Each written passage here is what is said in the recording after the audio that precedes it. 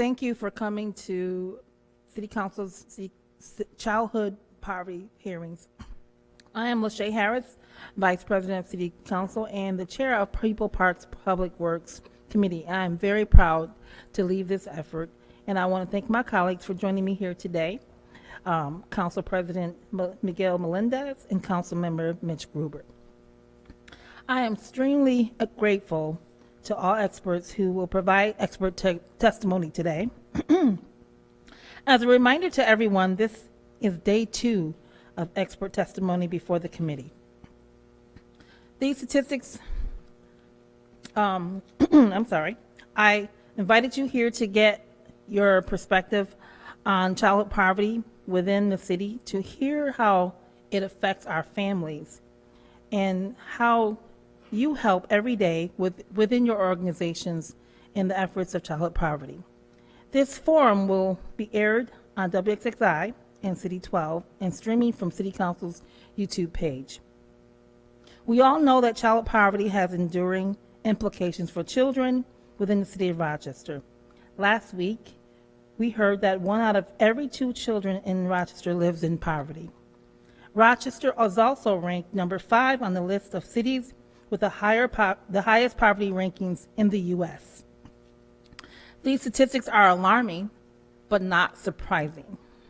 Our children deserve better opportunities to reach their fullest potential, and today's hearing is a part of a larger effort by our committee to gain a deeper understanding of the causes and impacts of childhood poverty, and to hear community members propose solutions to end it. We need policies and interventions that actually work at every level of government. We need to work together across government systems with our nonprofit partners, and most importantly, with those families impacted to overcome childhood poverty. You are here today because it's critical that City Council hear directly from organizations who have direct contact with this issue on a daily basis. As we engage in policy and decision making around poverty, I feel it's important to get your viewpoints and ideas on what you've seen, what your organization does to contribute to a better quality of life for our kids, and any possible solutions you think will contribute to improving or eliminating childhood poverty. In terms of today's process and how our time together will unfold, agendas are available back there in the back of the chambers, and I ask that you be mindful at the time that you've been given to testify. I will call each organization to come to the front table to present to the committee, and I ask that you please speak clearly into the microphone. There are also ASL interpreters. Each organization will have 10 minutes for their testimony and questions from the committee. Each organization will have 5 minutes maximum to share their testimony. We will set the timer at the 5-minute mark, and it will sound as a reminder when it tones. At that time, if a presenter has not finished their presentation, I will ask if they would like to forego their time for questions to complete it. If the presenter would like to answer the questions by the committee, we will reset the timer for an additional 5 minutes, and I will open the floor for questions. My colleagues, given the number of people that are here this evening, we want to ensure that we stick to our agenda, and staff will be supporting us to make sure that we stick to the time. If we do not get all of your questions done tonight, I will ask my colleagues to please provide them in writing, and staff will follow up with you directly and the organization afterwards. To our presenters, if you have any handouts or written testimony to provide to the council members, I ask that you please give them to our staff over here to my right, your left. Does anyone have any questions before we begin? Great. Thank you for attending. And first, I would like to welcome Aqua Porter, who is an executive director of Rochester Monroe Area Anti-Poverty Initiative. Thank you for coming. Welcome. Thank you. When you are ready, you may start. Big chair. Okay, can you hear me? Excellent. Thank you for the opportunity. I'm going to go ahead and start. Okay. Child poverty is down in Rochester from nearly 50% to the low 40s. This decline is trending in the right direction, but the pace is too slow, and Rochester is an outlier in child poverty rates compared to the poverty rates across the country. Across the country, child poverty actually declined 1 point from 2019 to 2022, with 16% of children experiencing poverty, less than 1 in 5. Across New York State, the rate is 19%, about 1 in 5. But in Rochester, 40% of our children live at or below the poverty line. Every year, children spend in poverty is dangerous and expensive. The toxic stress of early poverty stunts children's development, creating opportunity gaps that can last a lifetime and harm the economy. Poor children are more likely to have poor academic achievement, drop out of high school, and later become unemployed, experience economic hardships, and be involved in the criminal justice system. Children who experience poverty are also more likely to be poor at age 30 than children who never experience poverty. Lost productivity, worsened health, and increased crime stemming from child poverty cost our nation about $700 billion a year, or about 3.5% of GDP. The 2024 Kids That Count data book, published by the Annie E. Casey Foundation, states what we implicitly know. We know from research what all kids need to thrive: permanent relationships with caring adults, access to essentials such as food, mental and physical health care, and stable housing, and a sense of safety and belonging in their communities.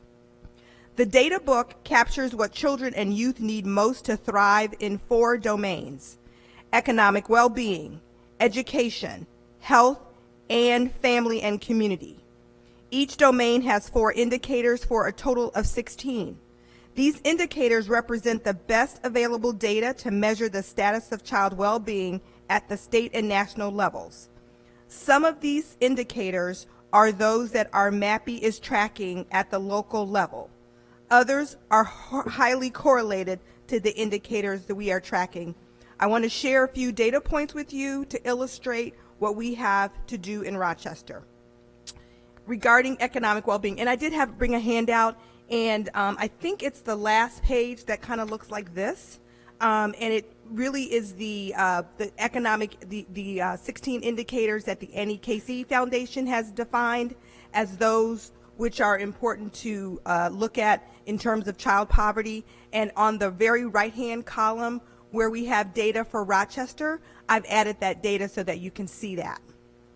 So if we look at children in poverty, as I said before, nationally 16% of children experience poverty. In New York State, that figure is 17%, but in Rochester, the figure is 41%. Children living in households with a high housing cost burden. Nationally, 30% of children live in households with a high housing cost burden. That HUD defines that as a 30% of gross income. But in Rochester, 54% of households are paying more than 30% of their income towards rent. The research says that increasing access to affordable housing is the most cost-effective strategy for breaking the cycle of poverty. I'm going to skip over. Last week, our MAPPY distributed a sign-on letter urging Governor Hochul to include funding in the 2025 budget for HVAP, which is the Housing Access Voucher Program. It's a critical tool that would allow cities, towns, and villages to provide rental assistance. I'm really pleased and would like to thank the 5 members of City Council that signed on to that letter, which we are sending to the governor shortly. We believe that that could prevent about 286 non-payment evictions, uplift about 256 people out of homelessness, save $5 million on government services, and achieve a 26% reduction in homelessness in the first year. Let me see, I know I have 16 seconds left. That was a fast 5 minutes. The Rochester Monroe Anti-Poverty Initiative and Rock the Future Alliance are working with the Enterprise Community Partners on a project to end child and youth homelessness in Rochester. Would you like to forgo time for questions to complete your presentation? Let me just make one more statement. Then Okay. Okay. It is a known fact that housing stability has a profound impact on academic achievement. At least 2,393 K-12 students who live in Rochester meet the McKinney-Vento definition of homelessness at some point during the 22-23 school year.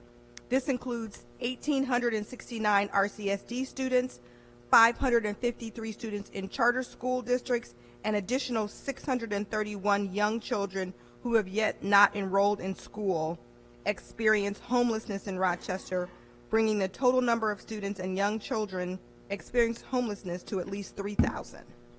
We know that our work in Rochester to reduce child poverty is achievable, but it will require collaboration and coordination with all sectors: government, educational systems, our human services sector, and the private sector. Our MAPPY continues to step up to the plate to work on this and bring those to the table who have the willingness to work across sectors on transforming systems that keep this problem stuck in place, advocating for policy changes, pushing on practices that are barriers to upward mobility, and looking for ways to reallocate resources and funding to ensure that they address the most urgent and most important issues. We are encouraged by recent state investments that will support children, including the one-time anti-poverty funding that's intended specifically to address households at or below the poverty level with children under 18. We thank you for the opportunity to share the testimony with you today, and we ask that City Council continue to be a partner in our work. Thank you. Aqua Porter, if you can please set the timer to 3 minutes, because you took about 2 minutes, so we can kind of keep close to 5. And I'll start off with questionings. I have a question. Thank you so much for providing this with the statistics from Rochester. I was very alarmed to look at how it said 69% Rochester stats young children ages 3 and 4 are not in school. Can you speak to more about, what would be a good solution for that? Well, I think we have really good opportunities for our youngest residents. We know that we have excellent pre-K, we have Head Start. It is really a matter of getting those students enrolled in those programs and making sure that parents know the opportunities to enroll their children and make sure that they have the access that they need, whether it's transportation or other wraparound services, to make sure that those students, that those young people are there, because we know that good pre-K, universal pre-K leads to kindergarten readiness, which is another one of the metrics that we're looking at to see how our students are, progressing. So I think it's really important to make it available. Thank you. I'd like to yield the floor from my colleagues, President Melendez, followed by Councilman McGruber. Thank you, Madam Vice President. Ms. Porter, thank you for your presentation. The one question I had was around rent burden, and just really looking for your thoughts around income versus what's the cost of housing in this market. And I know that we do have challenges with the cost of housing. It's risen since the pandemic. There's been challenges with it. But I also suspect and project and think that there's an income problem in our community. Have there been wider conversations at our MAPPY about trying to raise income across the board in the community? I know minimum wage is going up, which is great, but what other things could we be doing? Yeah, so I think that we have been doing some work, President Melendez. One of the things that we took a look at, and we have our employment working group looking at, is the unemployment rate. We did a big study and analyzed the data. We disaggregated it by race and by gender, and one of the things that we found that was really alarming was, especially for black men in our community, they are more unemployed than any other gender or race in our community. So we have a initiative to try to understand what we can do to get black men more employed. We have what we call a 100 Black Men Employment Initiative, and it's really to kind of understand systemically whether there's some things that we can do to address that unemployment rate, getting black men employed into what we call family sustaining jobs, which are jobs that pay a living wage, that don't require a 4-year degree, and that have upward mobility potential. So we do believe that there is an income issue in the community that makes the rent burden more difficult, but it is not just about the rising rents, although that is also a problem. Yep, thank you for that. And I know that time is up here, but I'll yield the floor. I do have other questions. I will follow up. Okay. President, thank you, President Melendez. Councilmember Gruber? Thanks. I'll just ask one kind of foundational question. I'm curious if you could help me understand. So the poverty rate in a place like Rochester versus a city like Utica is comparable, and yet it seems as though our childhood poverty rate is substantially higher. Our MAPPY being experts in how poverty seems to work, what is the theory? I know you can't go into a 20-minute explanation, but what's the theory for why our childhood poverty rate in particular is substantially higher than peer cities with similar poverty rates? I mean, I don't know that I have the answer for you, but I think that children are not poor on their own. They're poor because their parents are poor. So I think you have to look at the overall poverty rate and then figure out what your population of children are as a total of the population as a whole. So what percentage of your population are children? Because if their parents are poor, then the children are poor by definition. And I have no idea what the mix in Utica looks like. They could have a population that skews older, less children under 18 than Rochester. I don't know, but it's really a factor kind of math because children aren't poor by themselves. Thanks. I'll also submit some questions in writing. Thank you. Thank you, and thank you so much, Aqua Porter, for coming, and our MAPPY for being a part of this. We appreciate you. Thank you. Thank you. So the next speaker is Reverend Dr. Myra Brown from Spirit of Christi Church. Welcome, Dr. Myra Brown. Thank you. It's just Reverend Myra. Okay. So I think, thank you so much for having me here. And is it 5 minutes? Yeah. Is that what we have? It's 5 minutes. Okay.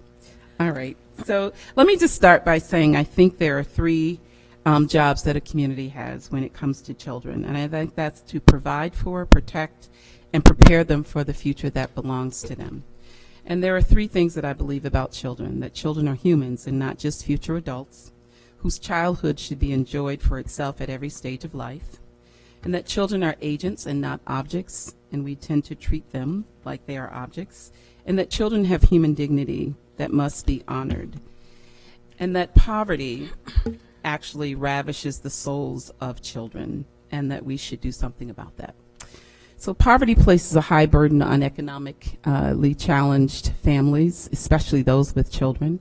Many of those living in poverty are largely hand-to-mouth consumers. Even small increases in prices have strong implications for families living in poverty, and many low-income families avoid starvation by eating lower quality food, potentially affecting their children's cognitive development. People are not poor because they want to be. They are poor because of the policies we create, the hoops we make them jump through, and the access to opportunity and resources that we limit. As a pastor, I see families at least 3 to 4 times a week looking for assistance with rent and food and transportation. Many of these families have children, if not all of them. So when we address the poverty coming through our doors, we're also attending to child poverty, because children in the household are impacted by what is and what is not in their cupboards. I had a father come into my office whose car had been towed, for example, who was responsible for picking up his kids after school. He didn't have the money to pay for the impound fees, and if he didn't, he could be charged with neglect when he didn't show up to pick up his children, because he had no one else he could call. So he was stuck in a cycle of generational poverty. And so I took him to the impound, and I paid to get his car out so that he and his children didn't have their issues compounded. I have a pastoral assistant who is busy every week helping a different mom trying to keep a roof over her head for herself and her children. I hear from moms who are dealing with a drug-addicted spouse who has used up all the money, causing the family to be in jeopardy of stable housing. The landlord begins an eviction process, and we're asked to step in and assist. We've been able to work with the county to get back rent paid and help families find resources to keep them from being put out in the cold because they don't have any safety net. We've even opened up a clothing closet for new neighbors who've come into our neighborhood and others who say that they don't have what they need in order to start afresh in our community. I also run a non-for-profit, the Black Community Focus Fund, and we were selected to administer the City of Rochester's GBI program this past year. Almost 40% of those randomly selected were parents with children. They had children who didn't always know where their next meal was coming from. And when the application opened, we got a glimpse of the gravity of poverty in our community with over 16,000 people applying for this direct cash transfer program. The GBI program had a tremendous impact on the lives of children and their families. I remember enrolling one mom, and I asked her what did she think those dollars would do, and she said, I'm hoping that they will end the cycle of off. And I said, well, what do you mean by that? She said, well, I'm just tired of my daughter always crying and saying, Mom, how come our lights are always off? How come the TV is always off? How come there's not enough food in the refrigerator? She said, I don't even open my RG&E bill because I know I don't have enough money to pay it. I just wait for it to go off, and then I try to go find some help. And so she said, I'm looking forward to being in this program to end the cycle of off. I spoke to another mom who had small children and a cancer diagnosis, and because of the GBI program was able to go back to school, get her LPN license, and continue her cancer treatment, fighting for a better future for her children, and she is now an LPN. I spoke with another mom who struggled with poverty in the program who was able to apply for Section 8, and because of the GBI program allowed her to save a little money and that she normally would not have been able to because she too did not have a safety net. And when Section 8 called her and found her a home to move into, she had the first month's rent and security deposit, and she now has a new home that she and her child can be in. You judge a society by how it treats its most vulnerable population, which is our children. We know that we have a significant high percentage of our children in our school district living at and below the poverty level. We also know that our children are experiencing homelessness and food insecurity. When parents do better, children do better. And I believe that it's our responsibility to provide for our children, eradicate child poverty, and I urge you to shake every resource to attend to it for children and the families that they're connected to. Thank you. Thank you, Dr. Meyer. We will start having some questions from the committee members, and I'll start with Councilmember President Melendez. Yes, thank you, Madam Vice President. Reverend Brown, good to see you. Good to see you too. One of the things that struck me in your testimony is the underlying need for more support for basic needs. Yes. And in my estimation, and just knowing, you know, I wear the nonprofit hat too sometimes during the day, and knowing that, you know, that's always the first thing on the chopping block is basic needs. Funders are not interested as interested, I should say, because it's harder to measure the impact, although we directly feel the impact when we're serving someone. And you could see that something as simple as getting a car payment done or utility bill fixed for someone, that makes all the difference in their world in that moment, that they can get back on their feet. So can you talk specifically about basic needs and the importance and maybe even what the city of Rochester might be able to do in that space? Yeah. I mean, I think that when people have their basic needs met, then they can begin to think about a higher level, right, of needs. But if you're just struggling to just pay the rent, to just be able to figure out if you have gas, to just be able to figure out if you have food, you don't really have time to think about what career should I really be thinking about that long term I can support my family, right? Because you're just in it. It's just this cycle. I think that's why I was so really proud of the city of Rochester for engaging in the Guaranteed Basic Income Pilot Program. I actually think that we need a second one for families with school-age children to address the child poverty. And I think that 1 year is not enough. It was great to have it for a year, but I think we need a 5-year program for families with school-age children if we're really talking about eradicating childhood poverty for families, because it gives them a long enough span to actually make the plans that they need to, right, to get out of that bottom cycle of just, I don't know if we're even going to have a place to stay next week. Okay, thank you for that, and I appreciate you know, the GBI model being tested here, but not being implemented long enough to really see the results. I think that's something that we as a council have been thoughtful about in terms of how we move forward. I'll yield the floor because I know that I'm eating the time. Councilmember Gruber? Thanks, and I agree. I think we could have a whole separate conversation about GBI. I mean, very, very sadly, I think one of the reasons why we wanted to fund that program, and many cities did, was as a demonstration so that the one governmental entity that prints money can do more of it, and that governmental entity, aka the feds, seem less likely than ever to invest in programs like this right now, which puts us in a bit of a challenging position. But I'm curious, I know that program was done with a lot of evaluation in mind. I believe it was Notre Dame University that we had contracted Correct. with to do some of that. Correct. Were you involved in any of the evaluation, Reverend Brown? Not, well, in providing data for them. Got it.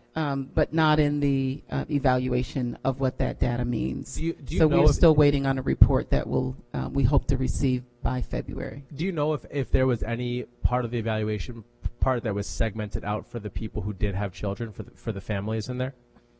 I'm pretty sure it was because there were questions. Part of the survey and collecting the data was built into the application itself. And so that application itself asked people if they had children, and there were specific questions about food insecurity and you know, mental health, education, transportation, those kinds of things. So I'm sure it's there. It's built in there somewhere. Got it. Well, I'm sorry, pardon me. I'm hopeful that when the evaluation does come out, we can have a further conversation about it as it relates to childhood poverty specifically, and can talk to some of the local foundations. We do have, as Ms. Porter mentioned, the $25 million from the state budget to work with some of these similar concepts, and hopefully we can find a thread that the city can maintain and sustain, because the last thing we want to do is keep doing things that we can't if we don't have other partners in government. Sure. But I look forward to that conversation in February. No, thank you for that. I do think you need multiple partners. I will say that. You know, even as the city was running the program, they relied also on multiple partners. Like if it had not been for the county as a partner, some of the things that we tried to do for families would not have worked. Thanks. Okay, thank you, Reverend Brown. Thank you very much for coming today and speaking to us and giving us your testimony. You're welcome. Thanks for having me. The next speaker is Torin Utman, who is the president of the Youth and Education from the Urban League. Welcome. You may begin when you're ready. Good afternoon. Thank you, Vice President Harris, President Melendez, and Councilman Gruber for your time. Thank you for also giving me the opportunity to speak today regarding this crucial issue of childhood poverty in the Rochester area. My name is Torian Uthman, and I am the Vice President of Youth and Education at the Urban League of Rochester. I have dedicated my career working at Urban League for the last 8 years inside of youth and education in our workforce development department, where I focused on the challenges that children and families faced with definitely inside of living in poverty, and also getting some of the resources needed to finish on top.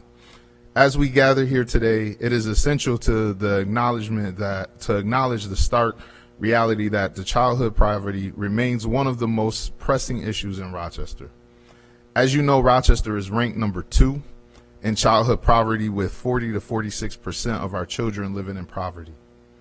This statistic is not just a number. It represents tens of thousands of children who face significant barriers to their well-being and to the future of their success.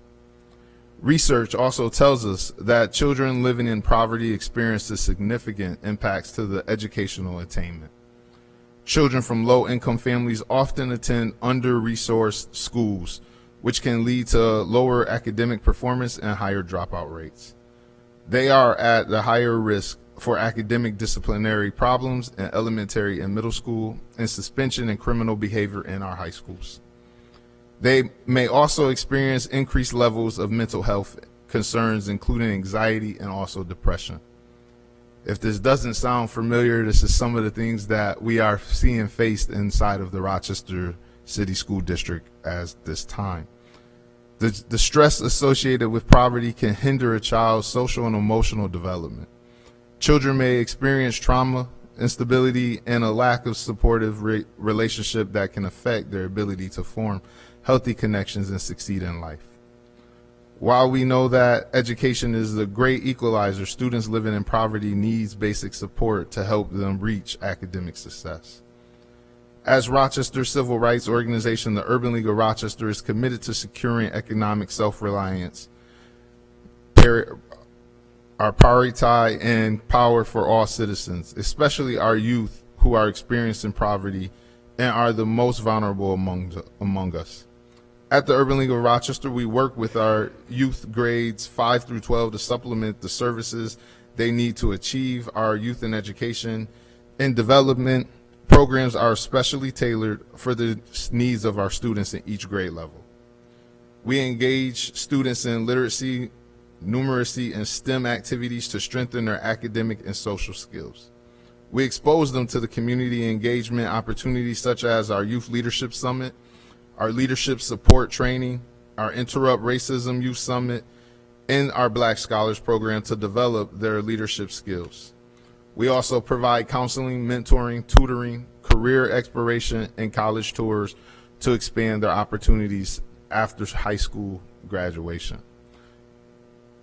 During our summer program, we realized the need for students to have the access to quality meals. Children living in poverty tend to be around food insecure.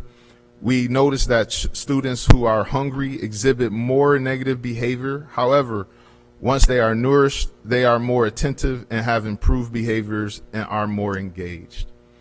One thing we noticed as well this summer is that we had a lot of families, we weren't gonna issue out a stipend, and that was one thing that really, we heard a lot of feedback from our families around, that they really came to our camp only because of the stipend. And so with that being said, we worked with some of our funders to issue the stipend back for the families and the young people, which I had several parents thanking us because they understood the importance of getting their child ready for school year and back to school time, and that's what they used in order to get the supplies needed as far as clothes and food and things like that for their students going for back to school. So the Urban League of Rochester stands in the gap to ensure our students, especially those experiencing poverty, to have access to the opportunity available in order to change their life circumstances.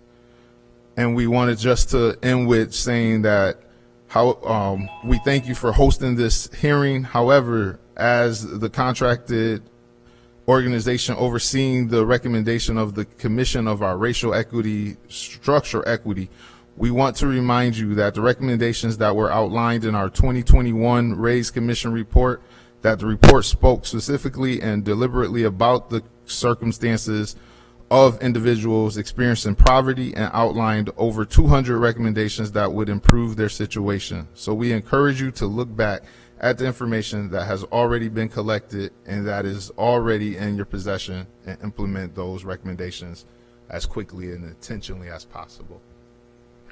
Thank you. Thank you very much for circling us back to that, Turin. I'm going to start with questions. I just got a question about what, out of your 5 priorities that you have here, what would you say are the top 3 that you would want City Council to push to help gain support at the state level? So I definitely want to think our first one, increasing the access to the early childhood education, as stated earlier. I believe that is one crucial priority that needs to happen in the Rochester area. Also, strengthening community partnerships, and then in practice that proportionally drains resources from communities that experience poverty. The mantra that is experienced to be poor is true. Thank would you. Be our 3. And I'll yield to President Melendez. Yes, thank you, Madam Vice President. Thank you for your testimony today. One question I had, and we do have someone that sat on the race commission, the original race commission, up here at the dais too. We've certainly been looking at the race commission every year. The city of Rochester has implemented many policies, have invested in many parts of it. But one of the areas that I wanted to unpack a little bit more is that last one you said, and practices that disproportionately drain resources from communities that experience poverty. And this could be in writing, maybe as a follow-up. Maybe we can spend some energy with the race commission team at Urban League on this. But I'd like to really unpack what more can the city of Rochester do in that space. I think we've done away with some bad practices overall in city government, but certainly if there's local ordinances or different issues that are disproportionately enforced in one neighborhood versus another, I would want to know how we could be better at not doing that, right, in terms of its impact on black and brown folks in the city of Rochester. So I guess it's not really a question, it's more of a follow-up, a conversation that I hope to take on with the Urban League to think more about what more the city of Rochester could be doing in that space, and I'll yield the floor. Thank you. Thank you, President Melendez. Councilmember Gruber? Thanks. Just a quick question. I see that in your written testimony here that much of the programming for youth starts in grade 5. And just out of curiosity, is there, from your vantage point, is there a particular need for after school and programming for school-age kids amongst the middle school up, or is there a bigger gap looking at underneath the 5th grade level? Just curious how you see the landscape there. So one thing that I've been focusing on, and the reason why I started at 5th grade, is because I have realized that high school has a lot of resources inside of the high schools, but it was very few inside of middle schools and elementaries. And so Urban League, when I took over 2 years ago, we started to pilot working inside of middle schools to give them the resources and the support needed as well. So to answer your question, it's very hard to say they need to start at a middle school level, because it sort of starts off at elementary and works its way up. But we have to realize the changes that happens inside of young people at middle school as well, and that needs extra support that they don't currently also have inside of those schools as well. Thank you. Well, okay, then we're just pretty much on the time. If you got a couple more seconds to say what you want to say in closing. I'll thank you for your time. Okay. Well, thank you so much, Mr. Uthman, for coming, and the Urban League, and for coming today. Appreciate it. The next speaker is Matthew Kuhlenbeck from the Greater Rochester Health Foundation. Welcome. And you may begin when you're ready. Good afternoon, good evening. Thank you for the invitation. We truly appreciate it. Is your mic on? I believe it is. Okay. All right. We're honored to be included in the ongoing conversation about childhood poverty, as it's directly linked to health and well-being. Again, I'm Matt Kuhlenbeck, President and CEO of the Greater Rochester Health Foundation. The Health Foundation is an independent, nonprofit, private foundation. Our mission is rooted in equity and is to pursue and invest in solutions that build a healthier region where all people can thrive. We are an endowed foundation. We do not raise money from the community or solicit grants or donations. I'm here today representing our incredible parent leaders, staff, and board to share about our approach to solution identification and generation within our Healthy and Equitable Futures initiative. My goal is to share our approach and what we've learned so far. There is much more to share than what we have time for tonight, so I've included links and references in my written remarks for more in-depth review by the committee. The Healthy and Equitable Futures Initiative was established by the Greater Rochester Health Foundation in 2021. This work was sparked by the 2016 report, Crisis in Care, Gaps in Behavioral Health Services Are Failing Our Children, commissioned by the Health Foundation and focused on pediatric behavioral health crisis. This report specifically identified and described how trauma, poverty, and family have a direct impact on the health and well-being of our children. We recognize that child health is impacted by a multitude of factors, each contributing to poor health outcomes, poverty being one. The data that affects poverty of children in Rochester are well documented and well described by our colleagues and partners from other organizations who have been here today and at previous testimonies. Like many have addressed this committee and participated in your information gathering efforts, the Health Foundation needed to make a choice on how it would support improving child health and well-being in an impactful way. Informed by community, the Health Foundation decided the best use of time, talent, and resources was to work on improving the health and well-being for Black and Latino children ages 0 to 8, centering racial equity in the child and family serving systems.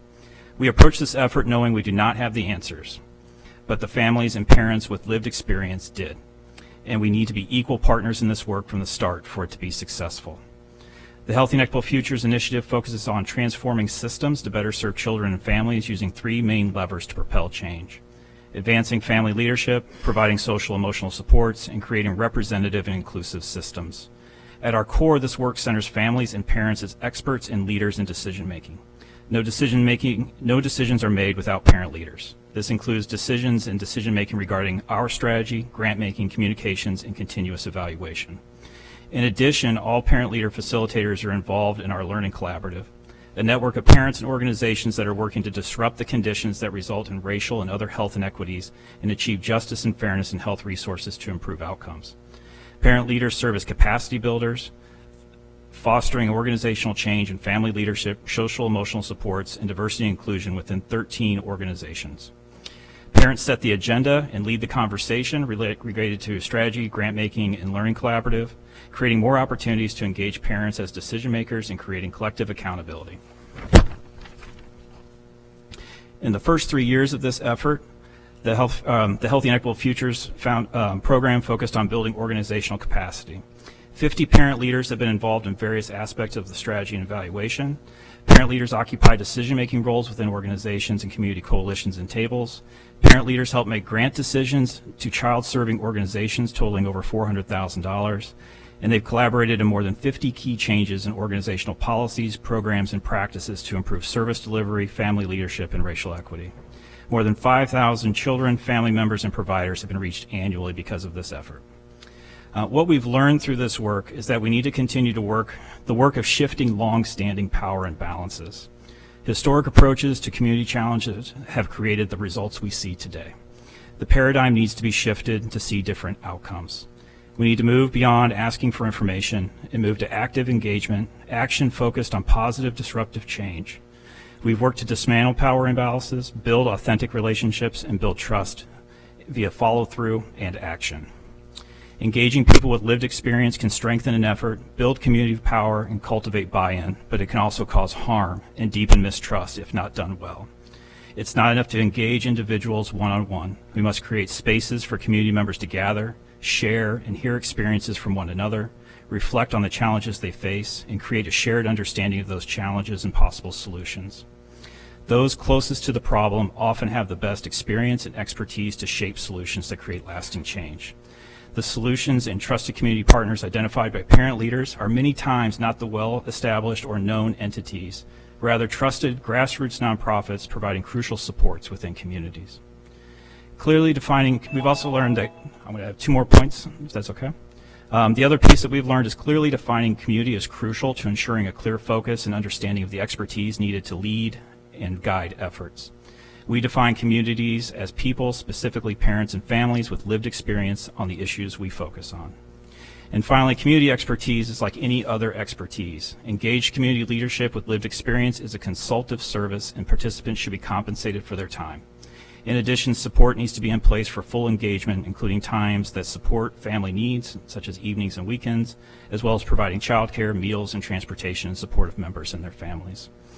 Changing systems through family leadership is challenging and difficult work that requires a long-term approach and focus. Time taken to authentically engage is a winding road that extends timelines and requires multiple touch points, consistent engagement, and constant feedback. However, the recommendations and actions that emerge are more impactful, meet real needs, and have active community support that boosts their success. Thank you. Thank you for your testimony in this comprehensive report that you've submitted. I'm going to yield and give the floor to President Melendez, followed by Councilmember Gruber. Yes, thank you, Madam Vice President. Matt, great to see you. It's been a while.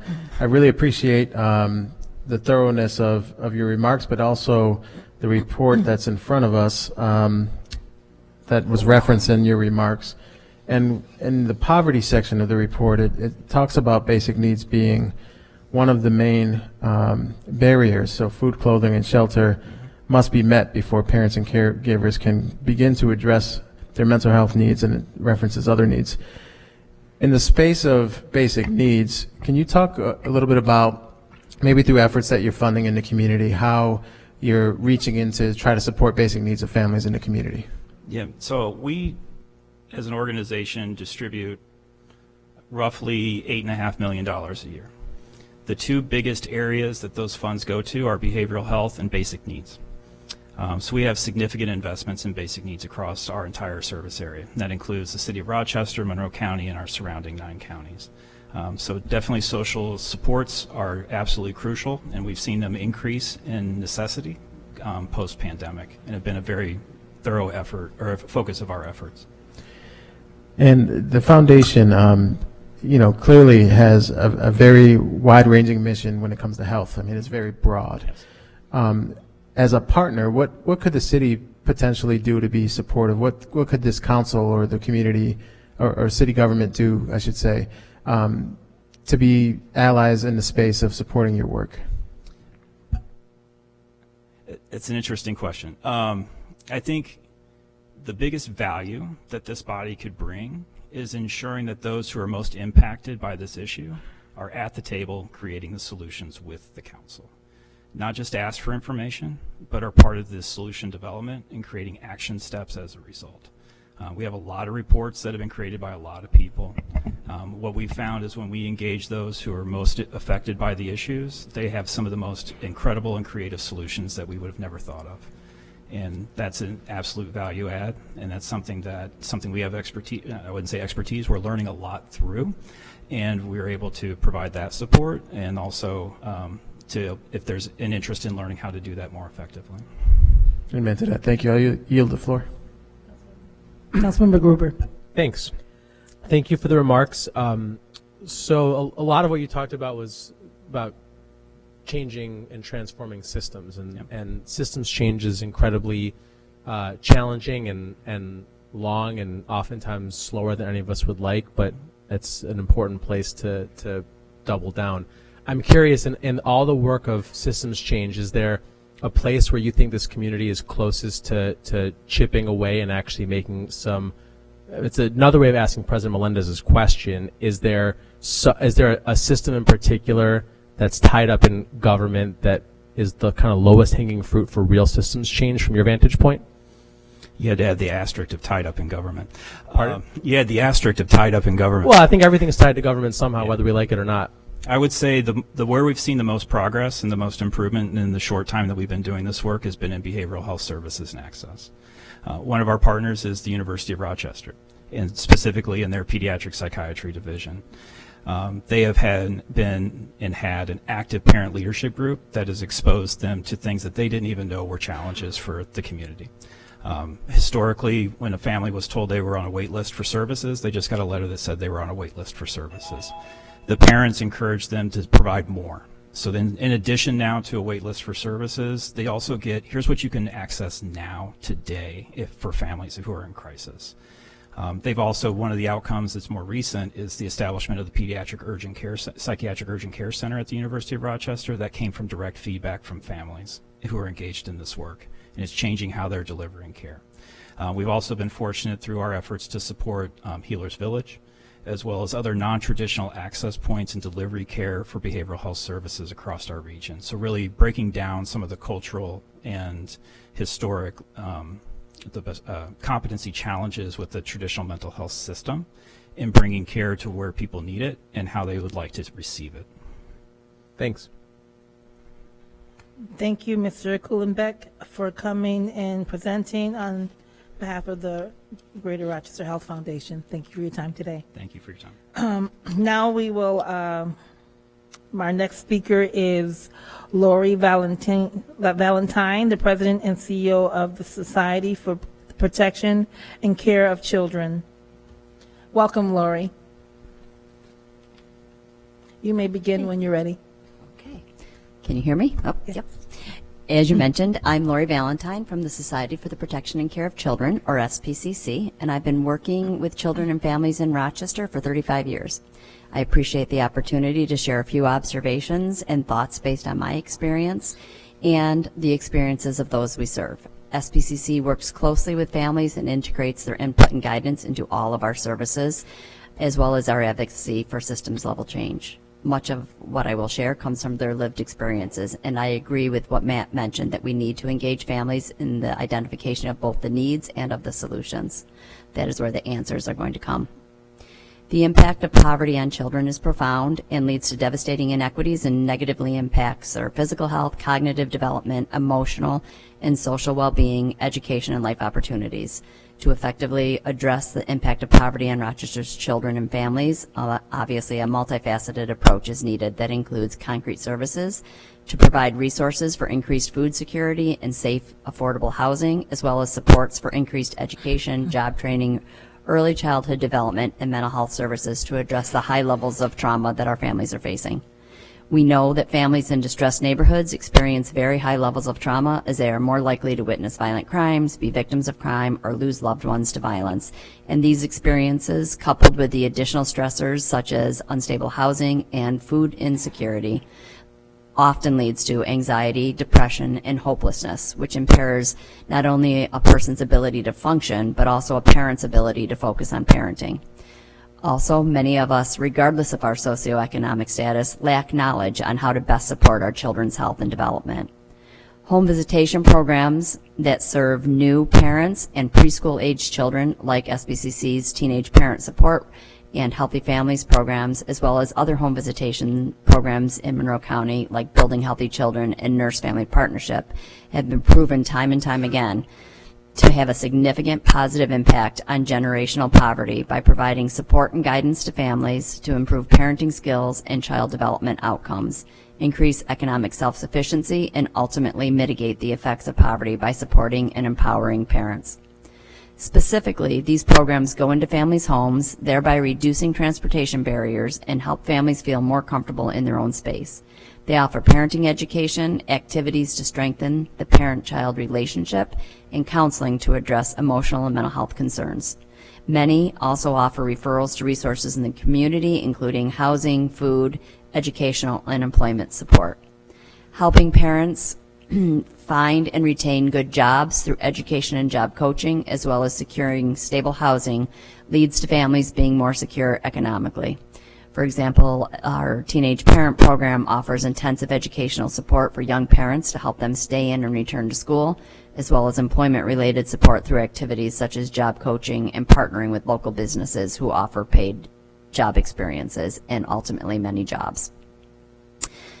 We know that educational barriers exist for many children in Rochester, and that early intervention to address developmental needs is critical to a child's educational success, which is in turn a key to upward economic mobility. Home visitation programs consistently screen for and address immediately young children's developmental needs, as well as teaching parents how to best support their children's development to ensure children enter kindergarten on equal footing to their peers in other neighborhoods. Parents are a child's first and most influential teacher, so we need to give parents the tools to best support their children's growth and development. In fact, I strongly advocate for universal home visitation, not only to reduce the stigma of offering services to only those parents we deem as at risk or living in poverty, but to all new parents. In some states and other countries, home visitation is offered to all new parents as a matter of course. I myself vividly remember standing on the sidewalk at Strong Memorial Hospital with my first newborn and wondering, why in the world are they letting me take her home? I have no idea what I'm going to do with her. I was privileged enough to have relevant education, my parents living nearby, and an involved partner, but it was scary, and I lacked important knowledge. I would have benefited greatly from a home visitation program myself, and I have seen the power of home visitation programs for many parents in our community. Home visitation has also been proven to reduce child abuse and neglect, which are obviously significant traumas in our community. Developing opportunities and meaningful partnerships at the city, county, state, and federal level to create a caring network of support is critical to effectively addressing the needs of children and families living in poverty. This includes community services, extended family members, local businesses, government, and the faith community. Finally, mental health treatment and counseling, particularly to address the high levels of generational trauma experienced by families, are critical. Quality therapy programs, such as that offered by our Family Trauma Intervention Program and many other counseling programs in Rochester, especially those that go into families' home, reduce symptoms of anxiety, depression, and hopelessness, allowing individuals to focus effectively on their families and life goals that will lead to many improved outcomes and hope for children, families, and our community. To support increased expertise regarding infant and early childhood mental health, we offer free training and consultation to any child-serving professional, which is currently free of charge due to grants such as that from the Greater Rochester Health Foundation. And we invite anybody here today to take advantage of those opportunities. Thank you. Thank you. I'll lead with a question. I was very intrigued with your universal home visitation comment. Can you like expand on how that would, what that would look like for, all of us if we were to have that done? And is there a measure that can be used to predict the placement of instability in children placed in homes? Can you repeat the second half of that question? Is there a measure that can be used to predict the placement of instability in foster care and foster children? So to answer the first part of that, it was to offer universal home visitation often begins in the hospital or in the OBGYN office where people recommend. So each home visitation program have different criteria. So many start prenatally, and ideally the home visitor should be involved within the first 3 months of a child's life. So if the OBGYN hasn't connected family or parent to early home visitation, then hopefully the hospitals are catching there. And there are a bunch of different resources for home visitation programs here in Rochester. In terms of what was the second part, how to increase stability for children in foster care? So is there a measure that you guys use to predict? I'm sorry. Is there a measure that can be used to predict instability in foster children, the home instability? So do you guys use any measurements to help you figure out how to predict whether a home is unstable? I'm sure there are. We do not use those. Our services are voluntary, so we provide services to whoever is requesting services. Got it. That clarifies. Thank you. Councilmember President Melendez. Yes, thank you for sharing today. My question is around city government. So much of what is here and the work that you do, there's probably a lot of interface with Monroe County and the system and within the context of the county. But what more could city government be doing to support it? Because obviously a lot of these challenges play out in the city of Rochester. We don't have a health department. We don't have a foster care oversight agency here. But is there something we could be doing as city government to be supportive of this work in the community? Absolutely. I have thought for all of my 35 years that there needs to be more partnership between city and county government, to be honest. And the vast majority of the families that we serve, particularly in our home visitation programs, live in the city of Rochester. One of the things that would be hugely helpful is if anybody from the city would be interested in going through some of our infant mental health and early childhood training and consider being endorsed. There are advocates that are endorsed by the state and that are working hard for state level change and nationwide change to bring more services to young families. Thank you. Appreciate that. I'll yield the floor. Councilmember Gruber? Yeah, just a quick question. Of all these, I mean, there's a lot of wonderful programs on here. Are all of them full? Like, are they all very well utilized, or do you have additional space for some of these? We have a lot of waiting lists. So yes, we very rarely have openings immediately, particularly our teenage parent program. We have a long wait because we've experienced some funding cuts as teen parenting has not become the hot topic in the last few years, has not been a hot topic. So there is always a need for increased funding, particularly for our family trauma intervention program and our teenage parent support home visitation program. And so waiting lists and slots are basically about funding, which I presume is mostly tied up in state and federal. We have local, state, and federal funding. Yeah. And the only reason that there couldn't be more slots open is there just isn't more money. It's not. There's not another reason besides that. Right. Exactly. Okay. Thank you. Thank you very much, Ms. Valentine, for coming and presenting today. The next speaker is Florence Clemens, Director of Community-Based Strategies, and Whitley Hasty, Benefits Navigation Specialist from FoodLink.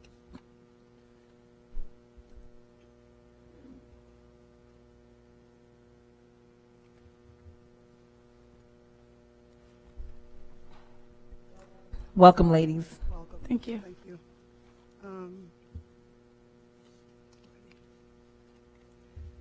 Good evening, Councilmember Melendez and Councilmember Gruber. Is your microphone on?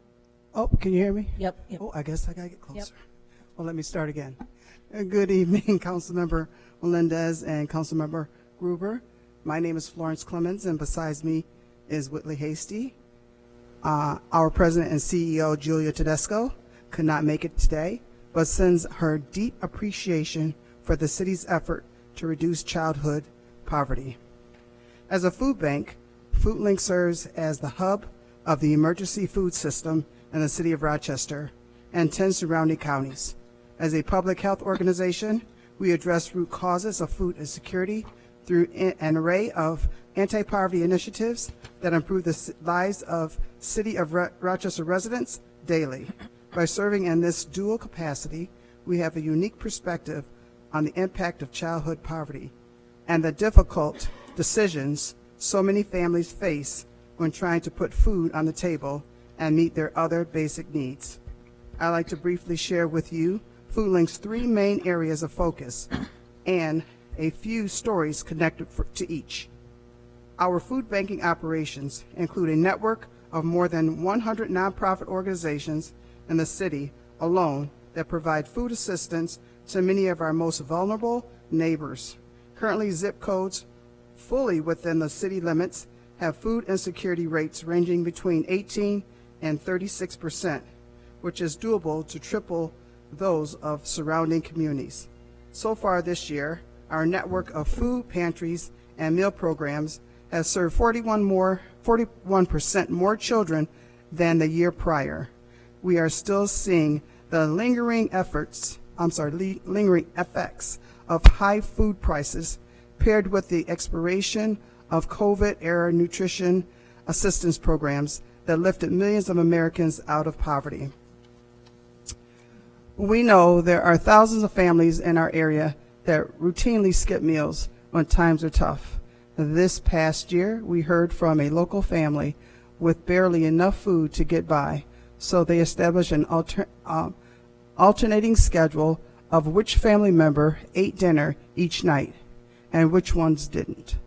Our community kitchen, which eclipsed 2 million meals served for the first time in history last year, provides 10,000 plus healthy scratch-made meals and snacks to Rochester children daily. It serves as the driving force behind our innovative ice cream truck model of summer meals service, which last summer provided an additional 16,000 meals to families. Joy, a grandmother and caregiver for several children living in the 19th Ward, told us this past July that the ice cream truck model was a true blessing for so many of her neighbors, and the children were trying new healthy meals they weren't getting anywhere else. Our community-based programs and health interventions address poverty with more upstream methods. We run an intensive culinary program, operate the city's most vibrant community farm, conduct nutrition education demonstrations, and run one of the most successful mobile markets in the country, the Curbside Market. More on that will come. This fall, our culinary program, the FoodLink Career Fellows, celebrated our first program graduate to earn the title of Executive Chef. Nicole is a single mother with 2 young children, and her strong will and passion for cooking have paved the way for the launch of a promising career and a better future for her kids. Our food bank, kitchen, and community-based programs all work as a continuum of services together. We focus on downstream approaches like making sure no one goes to bed hungry on any given night, and upstream solutions like changing the food retail landscape in neighborhoods that have been devastated in. Together, our work helps ensure that children are nourished so that they can learn, earn, and contribute to the economic vitality of our region. While many of the food policy levers in place, such as SNAP, WIC, and school meal legislations are governed at the state and federal level, FoodLink and the City of Rochester can strengthen their partnerships to make sure residents are aware of and receiving the services they need. We would welcome any opportunity to talk in more depth about the way that the city can support our work at FoodLink. Thank you, thank you. So I'll yield and give the floor to President Melendez to ask questions. Oh, you have a second testimony? Yes. Oh. Just a minute. Yeah. Well, okay, so would you like to just forgo the questioning so you can complete your testimony? And then we can submit the questions in writing. Sure. Okay. Thank you. Good evening, council members. Thank you. Good evening. As my director mentioned, my name is Whitley Hasty. I'm a benefits navigation manager. I didn't grow up in Rochester, but this is where my children were born, at Rochester General. They're 9 and almost 5 now. That's where they live and play and go to school at School 54 in the Lyle Otis neighborhood. And it wasn't that long ago that SNAP and WIC was really instrumental for myself and my family in order to maintain a job and keep the lights on. WIC helped me breastfeed, and it's was one of the main reasons why we focused on nutrition. Helped me to be able to sit in this role right now and help my community and speak on the importance of programs like WIC and SNAP.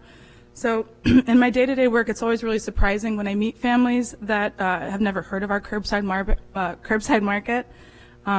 It's the mobile market that started more than 11 years ago, obviously aimed at combating the food deserts in Rochester. So that's what's more surprising is the frequency that I find families who are unaware of how to access, apply for, and utilize life-saving programs like SNAP and WIC. So obviously our first lines of defense against hunger in this country are those federal nutritional programs.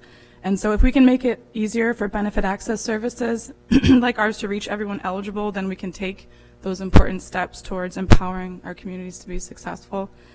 Because hunger doesn't happen in a vacuum, right? It's a symptom of poverty. So in my work, I try to educate, and our team tries to educate and alleviate some of the misconceptions about programs that provide more sustainable means of feeding, for families to feed themselves. So too often, organizations that have, are really rich in initiatives like this are operating in silos. So collectively, we just need to ensure we're promoting available resources and making them more accessible to our neighbors. A good example of this was this summer's Rock the Block series resource events hosted by the city, or the Department of Recreation. Now, even though those fairs were aimed at increasing awareness of employment opportunities, it was also a really great opportunity for city residents to learn about FoodLink's other programming. They were able to shop at our mobile farmers market and learn about the fact that it's accessible to everyone, and also realize that it's a hub of information for other useful resources when it comes to accessing food. So, thank you. Yep, and Willie gave one example. I'm just give a few more, which would have a direct impact on childhood poverty in the City of Rochester's Summer Meals Program. Each year, participation in the program is only a fraction of what it could be. Through our city's rec centers, libraries, and other communication channels, all families should know where and when to access a summer meals site closest to them. The city should work to identify which neighborhoods lack ample meal sites and how families who aren't being served by our mobile meals vehicle on any given day can access healthy meals. We can make a similar plea for other FoodLink services that help families stretch their food dollars and make healthy choices. FoodLink's curbside market, in which Whitley mentioned, our nutrition education workshops and benefit navigation services could all use the city's support in spreading the word particularly in our city's most food insecure zip codes, 14605, 14608, and 14621. The Curbside Market Ambassadors Initiative has been proven means of marketing the program at a grassroots level and allowing customers to be stakeholders and decision makers in the growth and success. The main downsides of the initiative is the inconsistent funding that is too heavily reliant on grants, which are unpredictable in nature. We would recommend that the city allocate funding toward a similar ambassador program to promote a wide array of resources, those spearheaded by FoodLink and other nonprofits. Youth ambassadors, such as those who go through the SOUP program, could advise their peers of where their family can access services. In marketing these programs, we strongly suggest that the city account for the language barriers that persist in many of our neighborhoods. So thank you for the opportunity to speak today and provide information on the food security of our residents and how we can work together to connect children with the resources they need to be nourished and reach their full potential. Sorry about that. Thank you. And I want to say before I close, thank you so much for this schedule. They provided us a schedule of all the food truck, when you can go get vegetables from the food truck sites that they deliver to. So thank you for that, Ms. Clemens and Ms. Hasty. Thank you. Vice President Harris, can I just tell you what an honor it is that I get to work with these two on a daily basis, and hopefully there's plenty of opportunity to follow up on some of these things later. I wish we had time for questions. Actually, definitely have questions, and I'll send them over in writing. Madam Vice President, I want to jump in too and just say I'm having flashbacks of Clifford and Conkey 15 years ago when we started our first farm stand, which was the precursor to the curbside market. So just thank you for the work you continue to do. Well, I got a flashback too. I remember we did a CPR initiative with FoodLink where we were doing CPR hands only at all the different sites using this very much map here. Right. So that's the fall schedule. Our winter schedule will start in January. Okay. So we'll have that published. Thank you. Thank you. So now our next speaker is Angelica Perez Delgado, President and CEO of Ibero-American Action League. Welcome. welcome. You may begin when you're ready. All right. Well, good evening.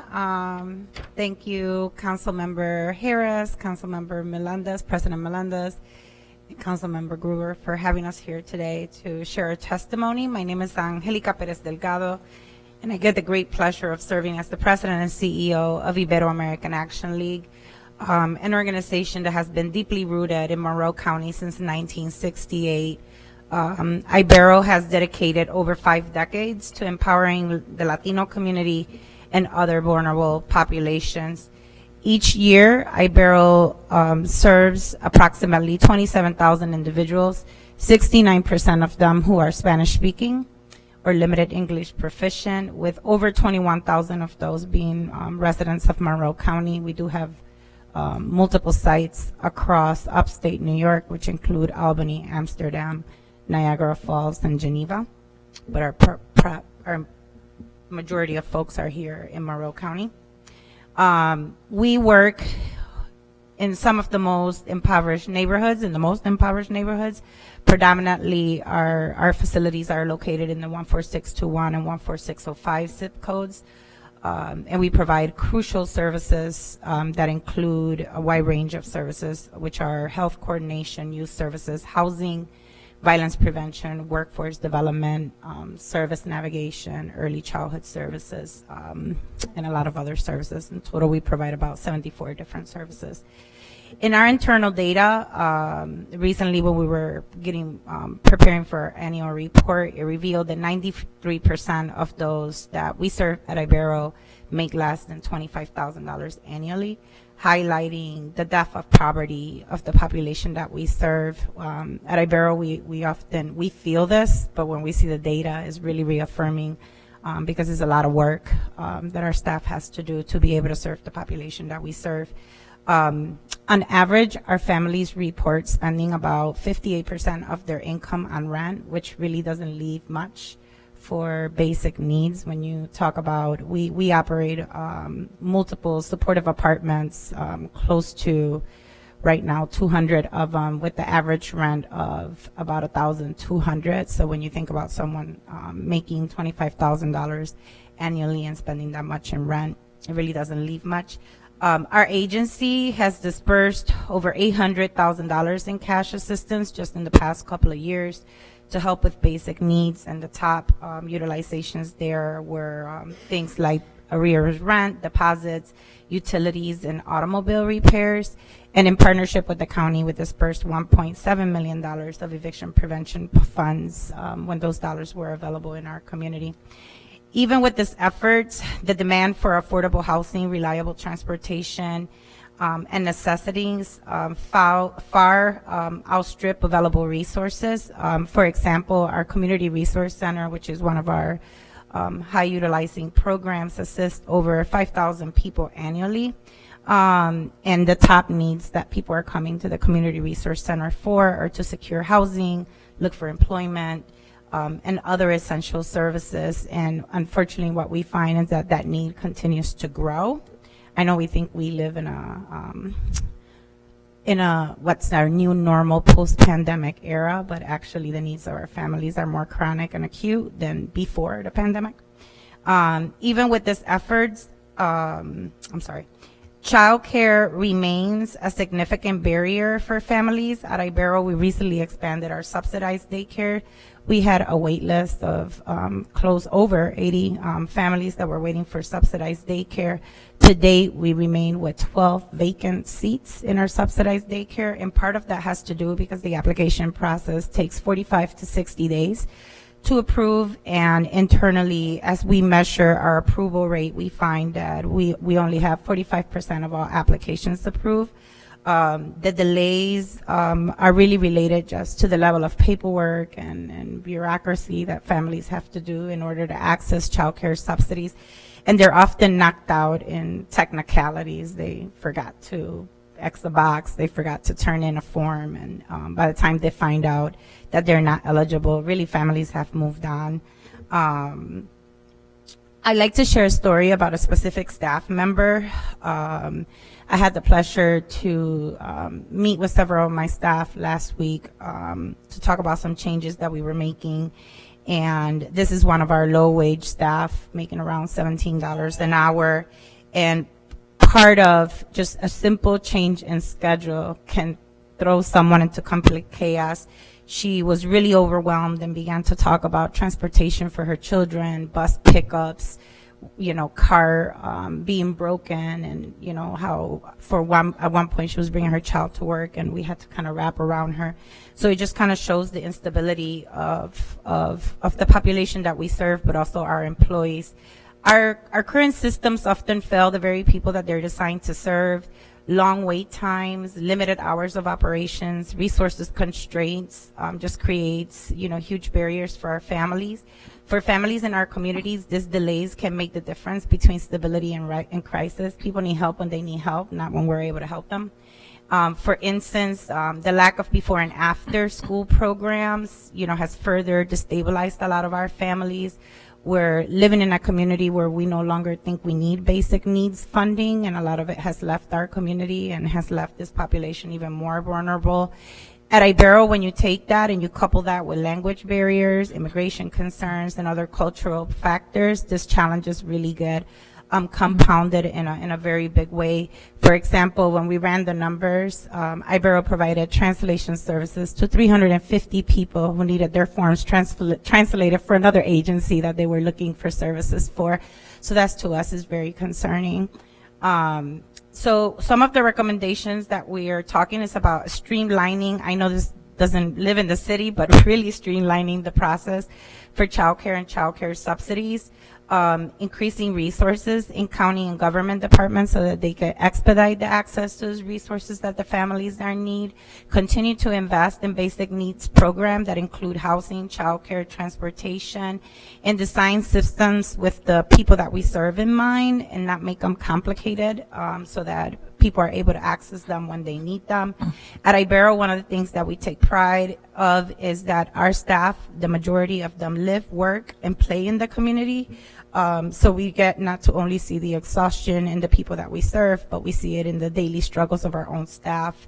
And I feel like this community really needs to respond with urgency, intent, and compassion. So thank you for giving me time and letting me go over 5 minutes. Thank you, Ms. Perez Delgado. I'd just like to lead with questions. We have a couple minutes left for questions. I saw that the subsidies, the 12 empty seats, and can you kind of explain or give any testimony as to, does language barriers have a impact on that, or is that just something else? Yeah, something else. The applications are in Spanish, but they're very cumbersome. They require a lot of documentation gathering. We are participating in the community pilot initiative to DHS, where we get to kind of act like DHS workers at our community resource center.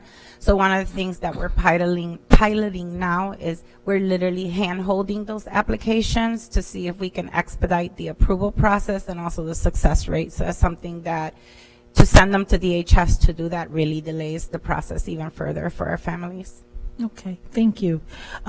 So I'll yield and I'll start with Can I just ask you just a follow-up question? Councilmember to Gruber, what yes. You just asked, Vice Absolutely. President. So is the delay all on behalf, and I know we're all being kind to our partners in government, but is the delay all with the county, or is it also how the county communicates with the state to actually get the money? It could be, I think, is a series of delays. I think is delays on the family. I think families have to make time to gather that information. So one of the things that we've started to do is really hand-holding. Like I've had my family services assistants literally go to someone's home, literally put them in the car to go pick up their employment verification, to literally go drop off the application. So there's an initial delay there, and then there is the delay in processing right at the DHS level, and then there is the delay of getting back to the state. The good thing about being a community pilot agency is that we get to see those, like if there's something that's wrong with the application, because we can check them ourselves, we can see that without having to wait for like the notice to come in the mail. So we're able to react a little faster. So we're trying to measure how much that will improve with us kind of hand-holding it along the way. Thank you. President Melendez, do you have a question? I'll yield the floor. Thank you. Save it for the staff meeting. Okay. Yes. Well, thank you so much, Ms. Perez Delgado, for your report, and we appreciate that you're here today. Thank you. So we will head on to our next, I apologize. Our next speaker is Kayina Carbonell and Justina Angara and Mecca Sharif, Gabby Jackson, and Cameron Reeves from Teen Empowerment. Welcome from Teen Empowerment. Yay. Is it Teen Empowerment West or East? West. Okay, Teen Empowerment West and East. Okay. You guys can start when you're ready. Hi, my name is Kanaya Carbonell, but a lot of people call me KC. I am 15. I think something that makes me stand out is how I'm not scared to make new friends or talk to new people. Poverty is real. A lot of people don't even know they're stuck in it. I didn't know I was in poverty when Santa couldn't make it or only brought 3 things. I didn't know when I only got 2 shoes and 3 outfits for the school year. It's better than nothing, I thought. Or when I was going to school and lunch at school was my dinner. In middle school, I started to mentally compare myself to other people my age and what they had that I wanted. In my freshman year of high school, I got hired at Teen Empowerment. They really opened my eyes to the real world. I didn't even know who the lieutenant governor was, but I got to speak with him and tell him what I thought would benefit our community. I signed my first petition and met people who inspired me. People who came from poverty who will never go back, shaking my hand and sitting in the same room as me. Some work that Teen Empowerment did to impact poverty was when they had an event called Stop, Drop, Collect. Posters were hung around the city asking the community for food for a few weeks, leading to an open mic where youth organizers and people from around the community came and talked about their personal experiences with poverty. Over 8 months, Teen Empowerment positivity impacted my life. March of this year, I lost my father. Teen Empowerment was very understanding of my absences. They gave me a shoulder to lean on and people to call my family when I felt alone. They helped me and understand that if I wanted to escape poverty physically, I had to do it internally first. Hi, my name is Mecca Sharif, and I'm 15 years old, and I'm a youth organizer at Teen Empowerment. I'm also a rising artist who's not afraid to use my voice to speak about what I see around me and try to impact my community. 4 words that describe me are generous, respectful, loyal, and outgoing. One thing that makes me stand out is I'm an entrepreneur and I'm a hustle until I make it to the top. I've seen and experienced poverty firsthand in my community. I've seen my mom work and struggle with little to no help besides my grandmother. I've also had friends and family members who went through homelessness. It made me sad and disappointed to see that so many youth and people are going through poverty. Getting involved with TE helped me be able to reach out and help impact the community. Some work that I was a part of impacting poverty was the TE Field Day where we brought the community together to push unity, and we had free food, entertainment, and activities for the community. Another event was our culminating event where we brought the Rochester community out to show all the work we've done over the year. And we had multiple resources focused on different issues. Focused on different issues impacting the city, such as poverty, violence, and mental health. No matter the issue we organize, we make sure we feed our people, everyone. And working at TE, I realized that a lot of issues in our community stem from poverty. When you're going through poverty, it affects your mental health, and when you go through poverty, it can also lead to violence. Because when you feel like your back's against the wall and you have nothing to lose, it can cause people to lash out and try to seek attention. Hey, my name is Cameron Reeves, aka Tay. I'm 20 years old.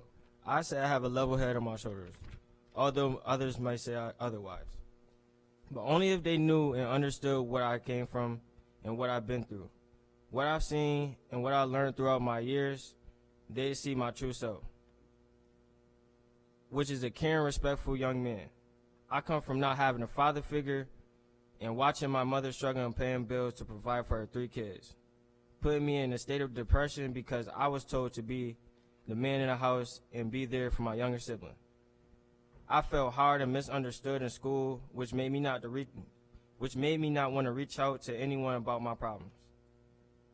I started to realize it was happening all around me. I had friends who dealt with the same thing I was facing. We had to come together and look out for each other and fill in the things that we didn't have at home. Those friendships eventually led me into Teen Empowerment. Just 3 years ago, I was just looking for guidance and perspective to help me in my situation. Now I know the systems that keep poverty alive, which pushed me to learn the access and resources to impact poverty in a positive way, to help my community and my loved ones. Here at TE, we organize interactive events where the community came out and come together and enjoy space with one another. We, the youth, inform everyone on resources and although take the stage to express on how we feel. What we experience and what we think that needs to be done to make better throughout the arts. Hello, I'm Gabriella, a 17-year-old devoted to youth empowerment. One thing that distinguishes me is my resilience. Raised in a household without parents, I had the privilege of living with my grandmother in a spacious 4-bedroom home she owned. While I was fortunate to avoid financial hardship, I was aware of the sacrifices my grandma made for my well-being. I remember as a child, my main concerns were being on Santa's nice list and behaving well in school. It wasn't until my grandma's passing in 2021 and my move to live with my mom that I truly understood and experienced the realities of poverty, how it feels, how it appears, and even how it sounds. I found myself making sacrifices. My favorite foods became a luxury, my new clothes were out of reach, and I began stressing about our housing situation as bills piled up. The lingering effects of poverty are now weighing heavily on my college choices, even now as I am in the 12th grade. Debt knocked on my door while poverty sought payment. In the midst of my financial difficulties, I discovered teen empowerment, which emulated my once blissful life as merely a byproduct of my ignorance regarding the government's role in economic disparities and class structures. Despite the comfort and happiness my grandma provided, I had to face the truth, that poverty was a long familiar companion. Teen empowerment helped shift my mindset. We as minorities are not to blame for the uneven and scarce distribution of resources. I realize my feelings of inadequacy and shame are shared by many, and my struggles are not mine alone. This vital understanding emerged from the daily activities we partake in at Teen Empowerment. Each day, we are greeted warmly. It has become a second home where we dive into current events, explore important yet overlooked topics, and find support in comforting my own emotions. We start with warm-up questions that encourage our reflection on issues we seldom encounter in our daily lives, enhancing our intellect and analytical skills. Next, we engage in interactive collaborations that empower us to utilize teamwork to our advantage, honing our community engagement skills. And finally, we focus on group efforts to rebuild, educate, unite, and love our community. Each segment of our work imparts vital lessons about ourselves and our surroundings. We become effective, cooperative youth organizers, learning how to develop into peace, strong-minded leaders of our community. Teen Empowerment has empowered me to make better decisions for my future and has equipped me with the tools to uplift my community. Hi, my name is Justina Angeda. I am 17 years old and I'm a youth organizer at Teen Empowerment. I love to do spoken word and I'm not afraid to speak about the community. Growing up in Rochester, I didn't really know what poverty was until I got a little older. In middle school, the kids bullied me because of the clothes I had on, the shoes I wore, and I wore glow-up shoes from Walmart and Goodwill clothes. My family has always been through poverty, with my dad eating out of garbage cans and sleeping in hallways just to feed his kids. This made me fight in school all the time, and I may not even go to school. It made me look at the world differently. When I started working at Teen Empowerment, I stopped fighting, and I started looking at the world. I started looking at the world how I'd never seen it. I knew that if I went to Teen Empowerment, I had somebody to talk to, and they gave me insight on negative and positive things. I love being at work with my coworkers and program coordinators. We can make jokes, and it's a safe place. It's my home, and I'm in it. And it impacted my life and gave me an opportunity I never had. I went to Albany to talk to the legislators for the Solutions Not Suspensions bill. It helped me talk about how I used to go through the life, getting support because getting suspended because of people wanting to bully me due to my clothes and shoes.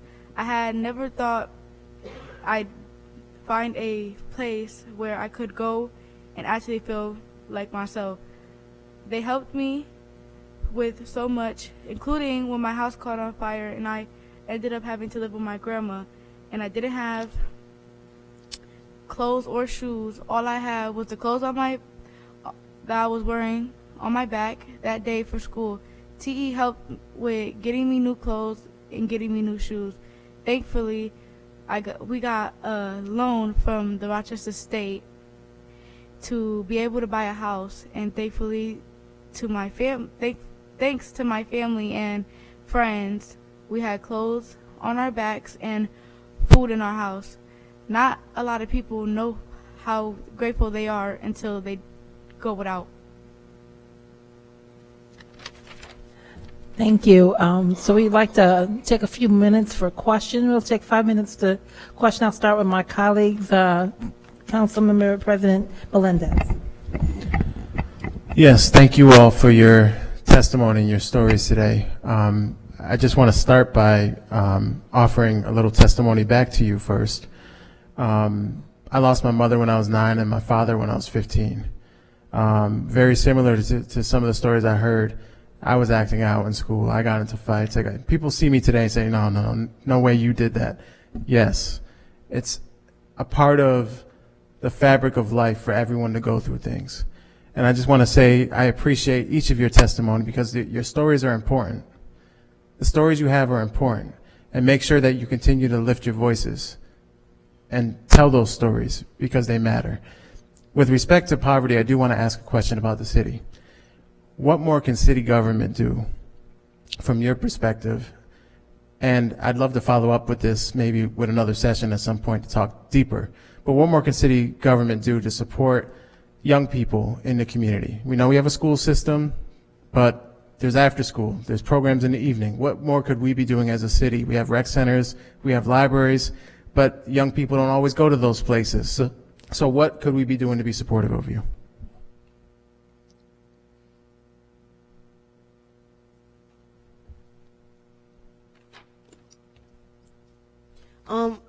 Well, the rec centers aren't open on the weekends, so that's when we actually have free time because on the weekdays we're in school a majority of the time, and if we have nothing to do on the weekends because the records are closed and nowadays we're not reading books even when we are in the library, and a lot of us, well, at least I know I couldn't get a library pass, but I couldn't even read a book if I wanted to. Councilmember Gruber? Thank you. I have no questions. I just want to say thank you for your testimony. Thank you for sharing the stories, and please keep working on Doug in the back there because we got to make sure there's a TE center in each of the 4 quadrants as soon as possible, and you guys are going to lead the way. Appreciate it. So I have a question before you go. I want to say thank you so much. Your testimonies was moving. I appreciate it.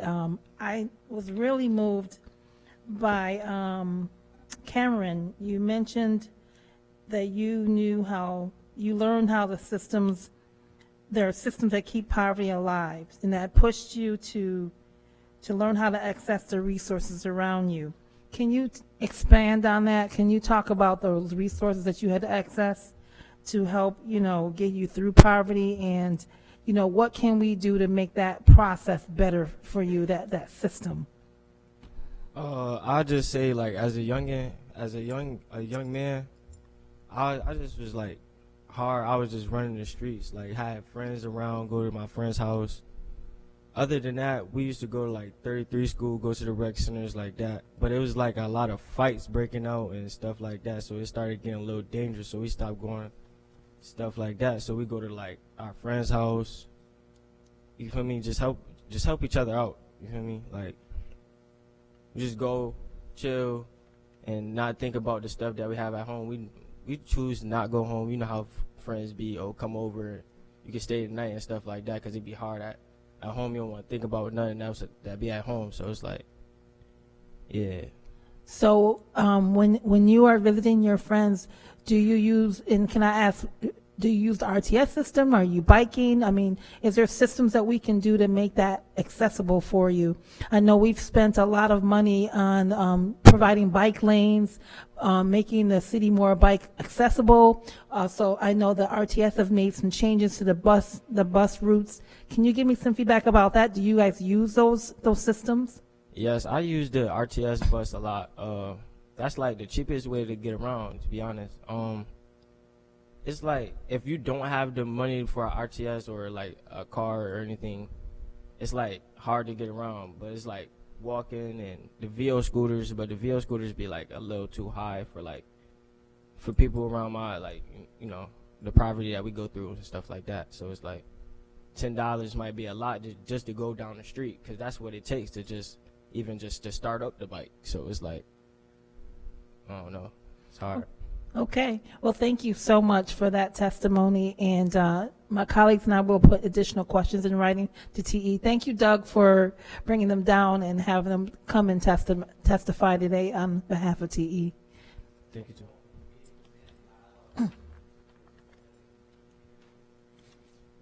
So our next speaker is LaShondra Smith. Lysandra Smith, Executive Director from Connected Communities. Welcome, Lysandra. Lashonda. I'm sorry. Forgive me about your name. So it's Okay. Lashonda Smith. It's Leslie Smith. I'm the only child. My dad would appreciate that. Okay, I'll correct it. Leslie Smith. Okay, thank you. So good evening, everyone, and thank you for this opportunity to share a potential path forward in addressing childhood poverty. I'd like to begin by expressing my gratitude to all of City Council, particularly Vice President Lachey Harris, for inviting me to speak today. At Connected Communities, we are guided by the Purpose-Built Communities framework and its focus on creating inclusive neighborhoods. Through our work, we have seen that neighborhoods are more than just places where people live. They are powerful drivers of opportunity, well-being, and generational success. Today, I'd like to share how our work in partnership with Emma and Beechwood residents is demonstrating that transforming neighborhoods can break the cycle of poverty and create conditions for children and families to thrive. We know that a child's zip code is far too often determines their future.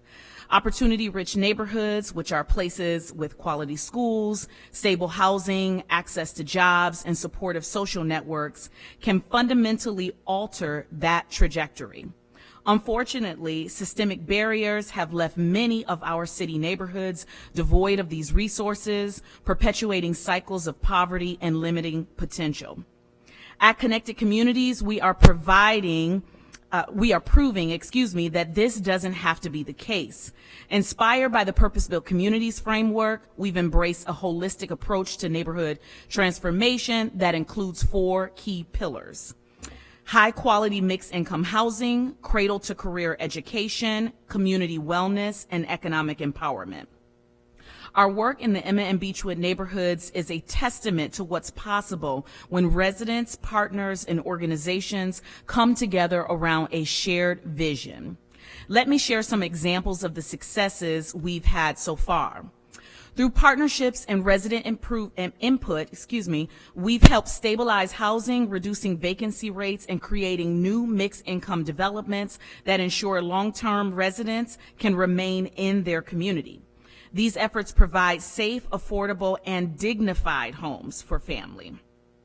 Partnering closely with East High School, we focus on bolstering neighborhood enrollment and raising awareness of educational opportunities for children within our neighborhood. When we first began this work with East High School, their neighborhood enrollment was 5%. Through dedicated efforts such as door-to-door canvassing and community outreach, making sure that people, Spanish-speaking individuals were doing the canvassing. We had applications in Spanish. We provided and took the applications right at the door. We have successfully increased neighborhood enrollment to over 35%, creating stronger ties between the school and the families that it serves and the neighborhood. At Connected Communities, we take pride in our resident ambassador and our Block ambassador programs, which exemplify the power of community-driven transformation. These programs, created and led by Connected Communities, empower residents to take active roles in fostering neighborhood well-being and growth. Resident ambassadors serve as trusted advocates within the community, helping to connect families to vital resources such as workforce development opportunities. Block ambassadors take on a hyper-local focus, fostering unity and engagement within their immediate block by addressing concerns, sharing information, and building strong supportive networks among neighbors. These programs not only address immediate needs, but they also cultivate leadership and ownership among residents, ensuring that the transformation of Emma and Beechwood is truly a community-driven and sustainable effort. Through their dedication and vision, our ambassadors embody the strength and resilience of their neighborhoods, paving the way for lasting change. Connected Communities is dedicated to fostering economic growth and stability in these neighborhoods through initiatives that empower residents and create opportunities. A key focus of our work is building a circular economy where resources and investments are continuously reinvested into the community to drive local economic activity and resiliency. One of our more recent efforts is leveraging the Healthy Food Finance Initiative grant to address food insecurities and promote economic empowerment. With this support, we are working to bring a healthy market to the neighborhood, ensuring access to nutritious food while creating jobs and supporting local entrepreneurs. By prioritizing resident-driven solutions, Connected Communities is creating pathways for economic opportunities that benefit the entire community. The impact of this work extends, I'll finish up by saying, as we consider solutions to childhood poverty, I urge you to see neighborhoods as transformative and not singular investment, but as a necessary systemic approach. By investing in opportunity-rich communities, we're creating pathways for families to thrive, children to succeed, and neighborhoods to prosper. I invite you to continue supporting efforts like this that allow people to live, work, and play safely in their neighborhoods. Thank you for your testimony, Ms. Smith. Thank you for coming this evening. I'd like to lead with a question, actually a comment and a question. Mm-hmm. We have been looking at the issue of childhood poverty through the Urban Institute's Upward Mobility Framework. Your model of holistic revitalization in Beechwood and Emma neighborhoods is interesting. Can you please share more about how neighborhood cohesion and revitalization is key to supporting residents in poverty? Yeah, hopefully I did that a little bit with some of my comments already, but none of these issues that we are facing as a community are going to be solved with one solution. We're talking about multifaceted issues that require a holistic approach. And our efforts ultimately want to ensure that people can live, work, and play safely. We can have housing that's available and affordable and attractive for families, but if our kids who are going to our neighborhood schools are living in other places, then they don't really benefit from that. The same is true for economic empowerment opportunities. If there aren't jobs available in the neighborhood, if there isn't transportation available to get people in the neighborhood to other locations for those jobs, then we're missing really important aspects of lifting people out of poverty and breaking that cycle of intergenerational poverty. So really it is a multifaceted approach for a multifaceted issue. Thank you for that answer. I agree with that. President Melendez. Yes, thank you, Madam Vice President. Thank you, Ms. Leslie Smith, for your presentation today. I know a lot of the work that you do on the ground, and you hear a lot of stories about, you know, the impact that it's making in the community over there. With respect to economic empowerment, and when you think about some of the challenges we've been talking about related to poverty, and that we do have an income problem in the city overall, we do have an income problem. And then when you look at neighborhoods like Beechwood and Emma, what do you see as the potential opportunities? I know in that neighborhood there is the Goodman Plaza, which has its own challenges. There's a couple corridors that have empty storefronts. So where do you see the potential to impact at a neighborhood level economic opportunities? Well, we're implementing what we call the Greenwood Project, and that is really named after the Greenwood community of Tulsa, Oklahoma. It's said in Greenwood, depending on what pieces of literature you read, that dollars changed hands anywhere between 19 to 30 times before it actually left that community. We have an issue of dollars leaving our neighborhoods before the end of the business day, if not within a matter of hours. So creating this circular economy or utilizing neighborhoods as economic ecosystems for breaking the cycle of poverty, I believe is a real good approach to this work. So Connected Communities has acquired several commercial properties in the neighborhood. We're renovating those properties. Our goal is to create what we call wealth demonstration opportunities by providing a commercial space to a budding entrepreneur, becoming their friends and family network, breaking down barriers and access to capital, et cetera, and then eventually selling them that commercial property so that they're not only earning wealth through their business, but they're also earning equity through the capital project or through the commercial property. So that's just one way, because not everybody is going to be an entrepreneur, but we have to start somewhere. And it's also a way to revitalize those communities simultaneously while giving these entrepreneur opportunities to build wealth and close the racial wealth gap. Thank you. Second question. So I used to live on Copeland Street, right off Webster Ave, and then I lived on Garrison Avenue. So I know the neighborhood very well. I know the housing has changed a lot. Cost of housing has changed a lot in that community. Can you speak to, and not all gentrification necessarily is bad, but could you speak to the impact of a housing market becoming hot and what that does to poverty in the neighborhood, and if there's any strategies or solutions you think city government could take in that direction? Yeah, I do think that there's a couple of strategies. So right now, nobody can afford to live in the NODA neighborhood. People are now being priced out of North Winton Village, and we're right next door. Beechwood is right next door. And so most families can't afford to live there.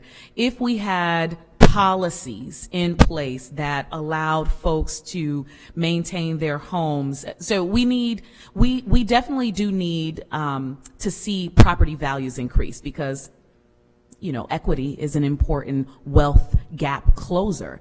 But for folks who are on a fixed income and your taxes are increasing, that makes it very difficult. So if we had a policy similar to maybe like the STAR exemption for folks on a fixed income or people who are retired and want to age in place, that may be able to provide a little bit of a buffer as the neighborhood is being revitalized. We have numerous investors who are just buying and holding property until the market gets hot. And then as soon as the market is hot, they're selling those properties at, double, triple what they had been sold just a couple of years before. And that is making it so that other families, low-income families, are not able to purchase homes in that neighborhood. So there's, I think, a lot of ways in which we can address through policy some of the issues that we're facing as neighborhoods are being revitalized. Thank you. Thank you, Ms. Smith. Appreciate your testimony today. Thank you for coming down.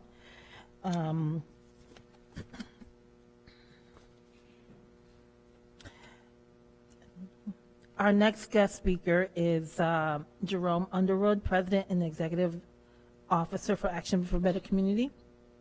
Welcome, Mr. Underwood. How you doing today? Good evening. I'm always peaceful. You may begin when you're ready.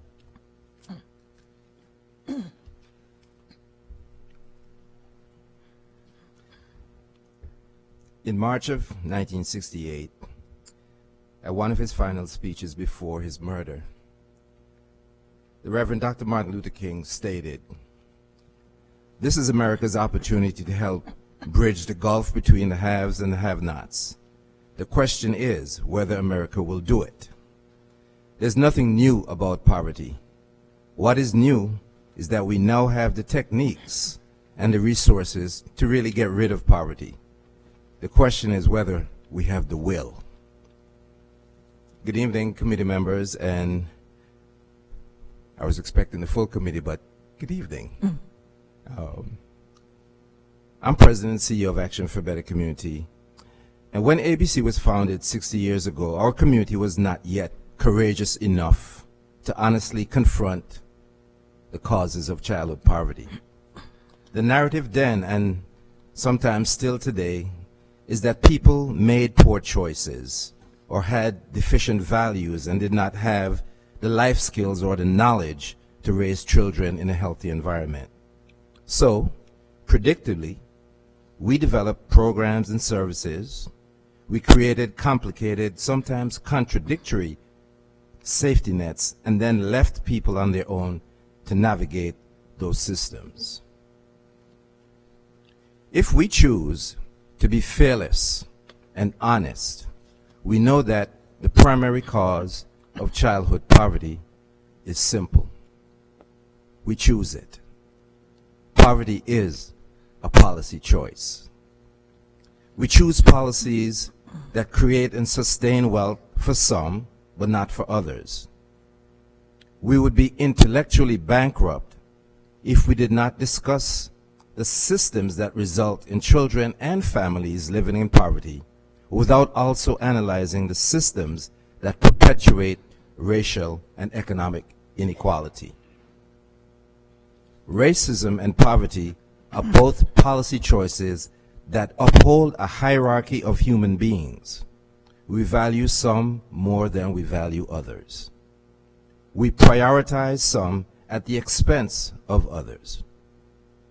Here's one example of ongoing systemic economic degradation of the city of Rochester. Every year, every single year, because there's no residency requirement, approximately $500 million, that's with a B, $500 million is extracted from the city of Rochester via compensation of RCSD employees and RPD officers. Those funds make their way to various suburbs via property taxes and other spending. Time does not permit me to discuss what even 5% of those funds could do to address concentrated poverty in the city of Rochester. Many people are comfortable with this setup. It's a setup that favors children living in the suburbs at the expense of those living in this city. Why do we allow municipal employees to live outside the municipality, knowing that the economic drain is so significant? How can we, or how should we, address this ongoing economic drain? The impacts of child poverty, and by extension, families that are poor, is very well documented, so I won't waste time going through that. If you haven't, please read the Color of Health report produced by Common Ground Health several years ago. It is an actionable document. We have allowed predictable, undesirable outcomes to perpetuate generations of children. Limited access to fresh and nutritious food, while living in aging housing stock, are contributors to chronic illness and depression. Frequent moves by these families in search of more stable housing impacts children's social, emotional, and academic health. The science of this combination has extremely negative impact on brain development, memory, and higher level executive functioning. In the city that Frederick Douglass called home, we have managed to do the opposite of what he advocated. We have chosen not to build strong children. We are left to then try to repair the broken adults that some of them have become. Since time is so limited, I would like to discuss just a few proposed solutions. There are many things we can do, as mentioned prior, right now to improve the lives of our children. And I say that with great intentionality, being these are our children, and we owe them our best efforts. At ABC, our ethos is such that children, and by extension, once again, their families, are the top priority. Ensuring their safety and positive development requires ensuring the safety and comfort of the entire neighborhood and indeed the overall environment. I would like the committee and the City Council to consider two broad principles. First is the concept of targeted universalism. Universalism refers to a collective consciousness about what we believe our community stands for regarding creating equitable opportunity for everyone. What if our universal values were such that all children and families, all of them, should have enough to eat, have access to good schools, live in a safe and healthy home? What if that was our ethos? The targeted aspect recognizes that people are situated differently in our community. Some have access to these basic needs and others simply do not. If we truly believe in equity, we should target resources according to need. In practical terms, this is precisely what is done in professional sports with #1 draft picks. The weakest team gets the #1 draft pick. And some teams need more than others, and when they receive that additional help, the entire league benefits. Ask the Buffalo Bills about that. Let's commit to targeted universalism. All children, all families deserve the opportunity to thrive. But the question is, do we have the will to do that? The second principle I want to advocate for is for strong, proactive, preventive, and protective action. We need that early start. Like Head Start. At ABC, our premise is that the work begins with a positive pregnancy test. Once here, we must nurture children and the entire family in environments and with education and development efforts that are culturally grounded and relevant. We need to finally get Douglas's advice right. Build strong children so we don't have to repair broken adults. How can we do this? There are three things we know that can have significant impact. A BIPOC birthing center. Higher infant mortality rates for black and brown children robs families of the opportunity of a healthy baby and adds the resulting trauma. Disparate adult morbidity rates multiply this trauma exponentially.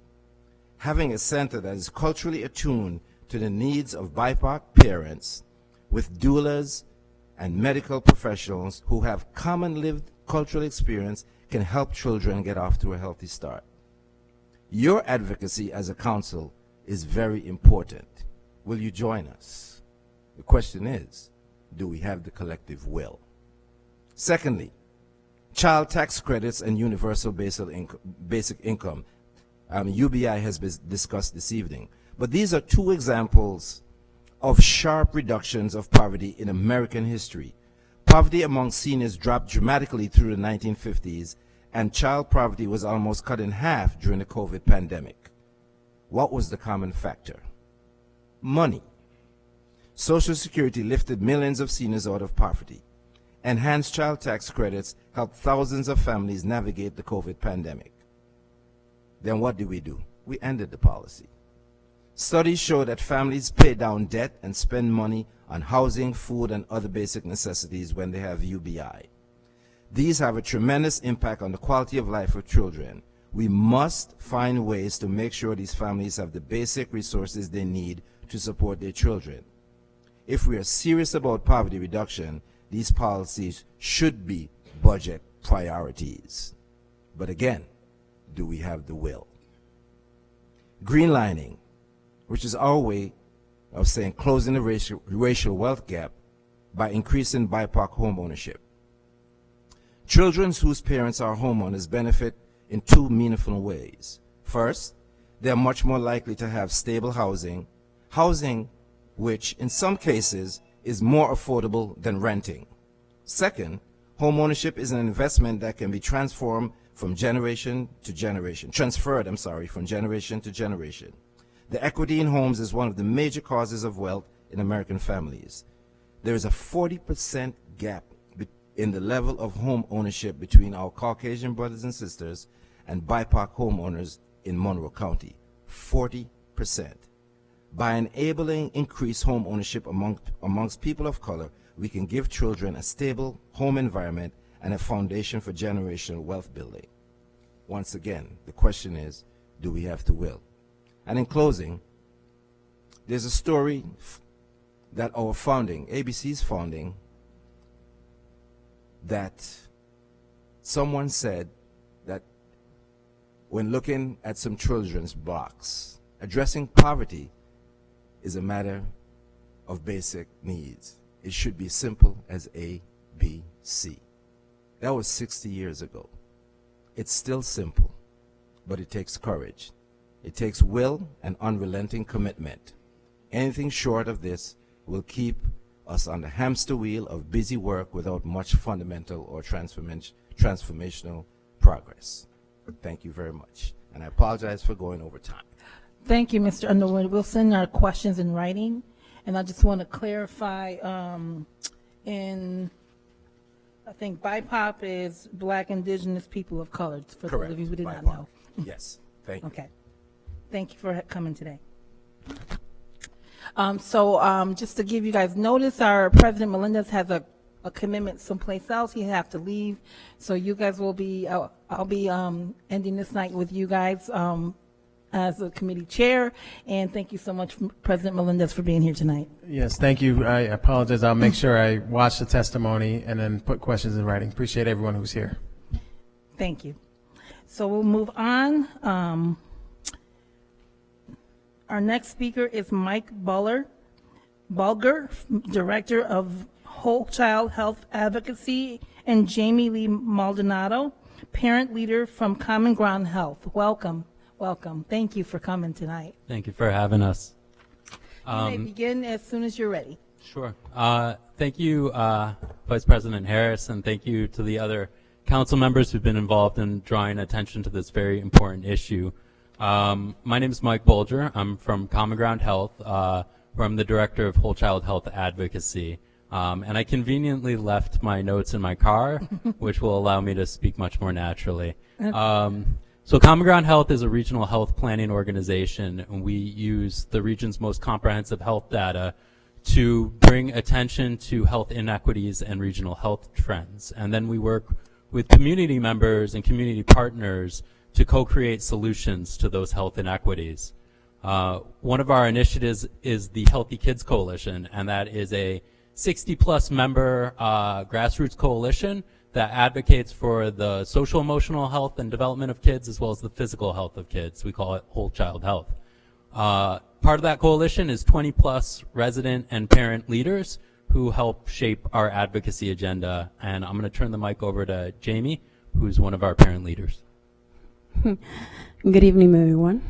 I am honored to be here before you today to discuss the urgent matter of childhood poverty, a problem that's affecting our communities.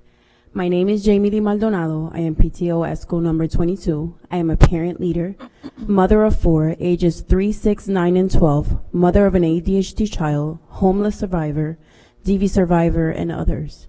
My family has personally experienced poverty in many different levels. I can remember a time when I couldn't afford to get a Christmas tree. I couldn't gift my kids anything for Christmas. Just seeing them wake up and not find any Christmas gifts next to their beds was very overwhelming. As a parent, it's not a scene you want to remember.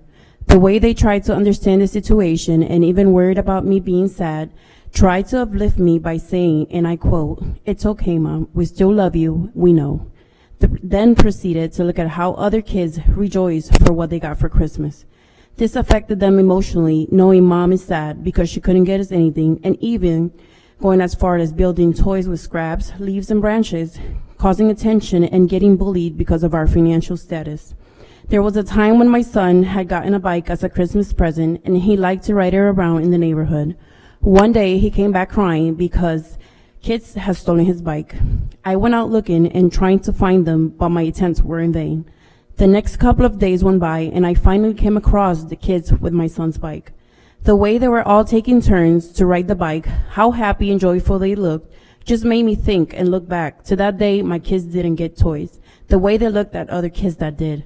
I'm not by any means trying to excuse their behavior or their acts. What I'm hoping is that you can see the cause and effect of how poverty is affecting our kids in our neighborhoods. When you look at this from a different perspective, you can see that the stress and emotional challenges that children face can later manifest as behavioral problems like aggression, defiance, or so-called acting out. Living in poor households can make children feel unequal to others, less hopeful, and can give them a feeling of having to work twice as hard. This is a problem that we should not ignore. Making parents work 2 to 3 jobs to be able to survive in today's economy and inflation. Research shows 41% of parents feel so stressed they can't even function, and 48% say their stress is completely overwhelming. What I'm trying to show is the chain of events, the cause and effect. When kids' basic needs are met, they're able to thrive. When family financial status improves, it positively impacts their overall development, their emotional and physical health. This is the reason why I joined Healthy Kids, for a chance to make an impact on communities, being able to provide my personal experiences and my sense of direction and vision to motivate and inspire others. Thank you. Thanks, Jamie. I know I want to leave some time for questions, but I just want to highlight that childhood poverty is traumatic for kids and families, and that trauma affects both the kids' minds and their bodies. Whether it's food insecurity, lack of safe places for kids to play in neighborhoods, lack of services, or having trouble accessing services with transportation and things like that. It has a lasting physiological effect on kids because they're developing. And that's why at Healthy Kids we really advocate for some of the environmental and policy systems changes that can lessen the traumas and the negative impacts of those traumas. I know that income is a great, solution to childhood poverty, But we can also think of opportunities to create systems and neighborhoods so that families experiencing poverty, families coming out of poverty have places to heal and access the things that they need. Thank you. Thank you for that testimony. You have my wheels turning because the more you talk about like the drivers of poverty, I was sitting here thinking about some of the unhealthy behaviors that causes people to have stress and also health issues. So can you speak to how, what you guys see as some of the unhealthy behaviors that you guys witness and you monitor in your work? Sure. So I just want to, I want to be really clear that individual health behaviors are rooted in systems and policies and lack of resources. So we surveyed thousands of people across the region at Common Ground Health, and one thing that we found was that I'm oversimplifying the data, but everybody wants to be healthy. People value their health. It's that people in poverty are facing greater barriers to achieving those positive health behaviors. So we think about the city of Rochester, diet and nutrition is the top concern across all income levels of people we survey when it comes to their kids. But people living in poverty face extra barriers getting access to that quality, affordable food. The healthy produce in corner stores is more expensive than in the grocery stores, and the grocery stores are an hour public transit ride away. So it leads to people taking the most convenient and the easiest health behavior, in this case, convenience food. And that can have a lasting impact on kids' habits as they grow up. And we also know that kids walking by corner stores on the way to school are bombarded with junk food advertisements. So certainly, diet and nutrition are a concern across all income levels, but I think that kids in poverty are facing even greater challenges to overcome, the environments that they're growing up in. I would agree with you because a lot of the corner stores or the bodegas, they don't carry the healthier options as you would go to Wegmans or Walmart would have. So, absolutely. So I have another question. We have about 2 minutes left. Can you please share a little bit more about the health disparities that's related to people living in poverty? I mean, you touched on some of it, but could you go into a little bit more detail? Sure. So I provided the council with Common Ground Health's report, Overloaded, and it does an incredible job of laying out the data. But simply put, poverty is the greatest health concern in our region. People living in poverty have worse health metrics across almost all health metrics, whether it's heart disease, diabetes, asthma, hypertension, and many more. And it really is a product of the toxic stress that comes with struggling to survive and provide for your family day to day. And it comes from the unhealthy environments and substandard housing that they're subjected to. Well, thank you. Thank you so much. I want to also add on to that and say that when I was facing poverty, the last thing you think about is health, your health, because you have so many problems going on, bills to pay, things to buy your children. The last thing you can think of is health. So this is impacting our kids, parents, neighborhoods. It's a chain. Thank you. Thank you so much for that testimony, and I really value you as a parent leader bringing your story to us and letting us hear your voice. Thank you. Thank you. So if you have any closing comments, you have about a minute. I'd like to just thank you again for bringing focus to this, and we really look forward to co-creating solutions and working with city to help improve our community. All right. Thank you very much, Mr. Bugler and Ms. Maldonado. Thank you. So let's see.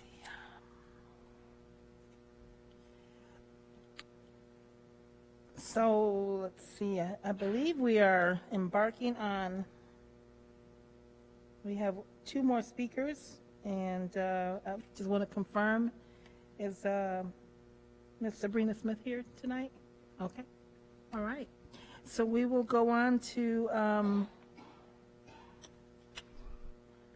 have Ms. Sabrina Smith from Strong Center for Developmental Disabilities, who is the Senior Public Health Manager. Thank you and welcome. Thank you. You may begin when you're ready. Thank you. Good evening, everyone. So first, want to thank you for the opportunity to speak with you all this evening. And just want to begin by letting you know that the relationship between disability and poverty is not a personal failing, but a systemic challenge that traps individuals and their families in a relentless cycle of economic instability. In Rochester, this intersection reveals stark inequalities, underscoring the need for immediate, comprehensive action. So we must address these challenges, and addressing these challenges is not just a moral imperative, but it's really a matter of economic justice and human rights. So our evidence highlights that economic disparities for people with disabilities in Rochester.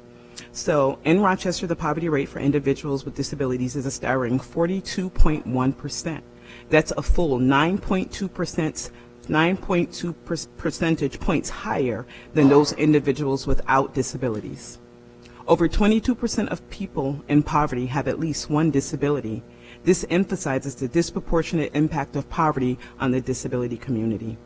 And these statistics reflect structural inequities that exacerbate financial insecurity for people with disabilities. And I've included a chart within this, within the document that I've dispersed to the council members to show just how high the poverty rates are for those living in the inner city of Rochester versus just the rest of Rochester. It's 144% higher for people with disabilities living in the inner city compared to 30% for the rest of Rochester.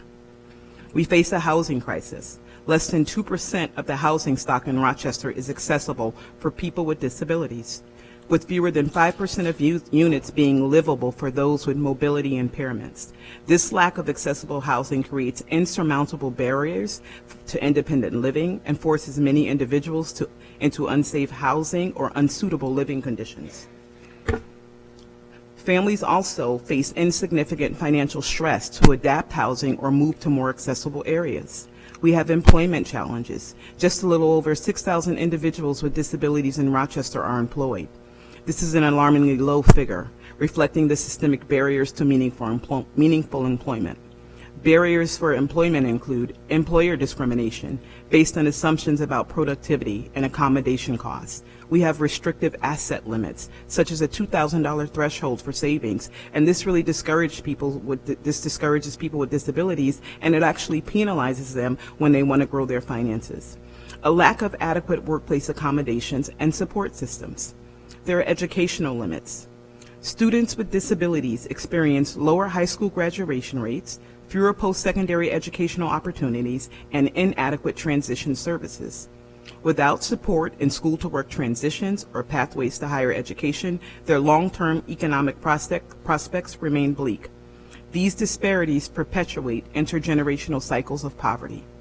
The compounding barriers are transportation that we often overlook, but it's inflexible and it's inaccessible. It makes it difficult for people with disabilities to access jobs, education, and essential services, with some spending hours daily just in transit.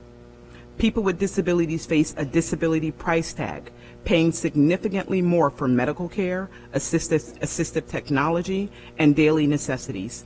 These interconnected challenges across housing, employment, and education and mobility reinforce systemic inequities and create a vicious cycle of economic disadvantage. So what are we doing at Strong Center for Developmental Disabilities? We have a community consultation program that provides behavioral and educational consultation and training to school teams and agencies servicing individuals with disabilities. We have an employment project that's an advance to apprenticeship, which is an employment initiative to improve access to apprenticeship programs for people with intellectual and developmental disabilities within the manufacturing industry. As it relates to recreation, we have an ongoing relationship with Common Ground Health and their Healthy Kids initiative. We have created an inclusive recreation brochure to really encourage parents to get the kids out to inclusive parks and recreation sites. And there's also Google My Maps with an accessible and inclusive recreation, leisure, and play sites for all over Monroe County.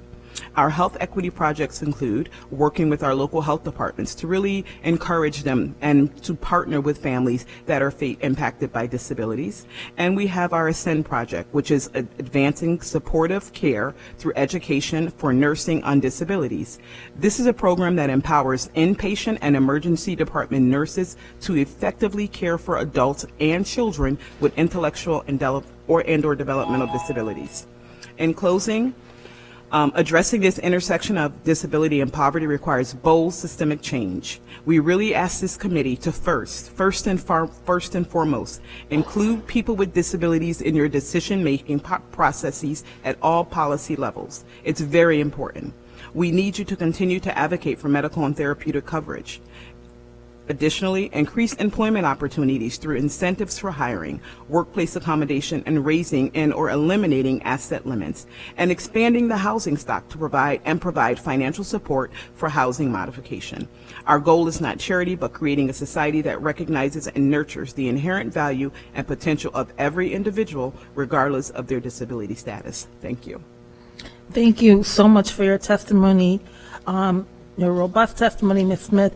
I do have a question. If you can please, if you have not already done so, and provide us the links to the PDF that's in here and the Google map. I would love to see that. I'm most interested in learning more about how the city can be helpful in your efforts at the state and federal government. What we are really looking forward is partnership with the City of Rochester, especially around transportation. What we find, a lot of the health equity, a lot of the health inequities lie in transportation. If a parent has to catch 2 buses and to get a child to a doctor's appointment, and then the doctor says they're non-compliant for being late. They're not non-compliant for being late. They're non-compliant because of buses that fail them or don't run, especially when sidewalks aren't plowed in the wintertime or when there's emergencies downtown that actually delay transportation. So families are really struggling with how they get their children to appointments. Another area where we think about with partnership with the City of Rochester beyond transportation is through employment. That's a very important area. We need people with disabilities to be able to work. They have skills, they have talents, and they are ready to enter the workforce. And we have apprenticeship programs that can assist the City of Rochester in doing so. That would be great. Let's explore that. Let's explore what kind of opportunities that we might have here in the City of Rochester for individuals with disabilities, and then see how we can be a conduit with connecting you with employers that will hire. Thank you, and I've left my contact information. Absolutely. You have two more minutes. You want to take your 2 minutes? I'm running late. Okay. Thank you so much. Thank you so much for coming. So now we have our final speaker this evening, the esteemed Dr. Eva Thomas, representing New Life Fellowship Church. Welcome, Ms. Thomas, Ms. Dr. Eva Thomas. So I got to tell you, this lady is like family. She ran track with my aunt and uncle at Edison Tech some years ago. You guys know this lady can burn some rubber here.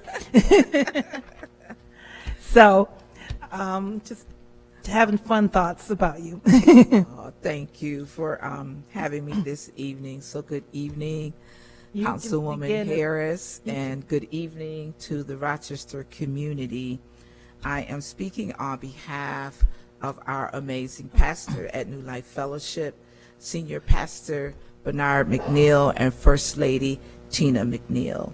And so I'm going to share with you today, as the topic is poverty, the noticings, wonderings, and observations that have been noticed among our congregate members and within our body of worship. So there are family cycles of poverty, emotional strain due to family finances, systemic issues with education, lack of school supplies and support for a home structured setting that sets achievable goals for educational success, housing shortages, rent increases, RG&E is expensive, healthcare barriers, no insurance or follow-up with the doctors, care, can't pay for the medicine. There is hunger, lack of funds for food to feed the entire family, homelessness due to rent expenses becoming too much, unemployment because organizations and places of employment are closing their doors. And there's trauma due to life's unexpected circumstances. New Life has provided the following supports to deal with the barriers of poverty. So New Life serves lunch on Wednesdays from 11:30 to 1 for those persons who are in need of a meal. Hours may vary during the holidays. There's a school backpack drive that provides students with school supplies. Thanksgiving baskets are provided to families annually. There is a King's Kids Academy every Sunday where our children are reading and writing and sharing with their peers. There is a Best Men's Ministry that provides fellowship on various topics relevant to men. There is a program for women called She, which provides connections to strengthen the lives of women.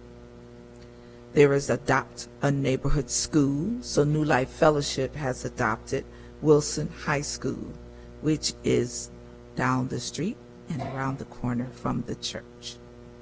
We also have Family Restoration Project Incorporated, which is a food pantry that serves zip codes 14608, 14611, 14619, and 14620. Anyone outside of these areas can receive services on a one-time basis. The Family Restoration Project is a separate 501(c) agency that receives some support from New Life Fellowship, grants, and United Way donors. FRP can offer limited referrals. The church also provides counseling services with private clinical therapists that utilize the office space in our Family Restoration Project building. This must be arranged with each therapist who also accepts some insurances. We also offer leadership classes through our Leadership Development Institute called LDI. We also have a breast cancer awareness program in partnership with Rochester General Hospital. We provide health and wellness classes that offer exercise classes and talk about eating healthy. We have prayer, Bible study, weekly Sunday worship experiences, New Hope Prison Ministry, a missions ministry, new memberships orientation, and a ministry of helps.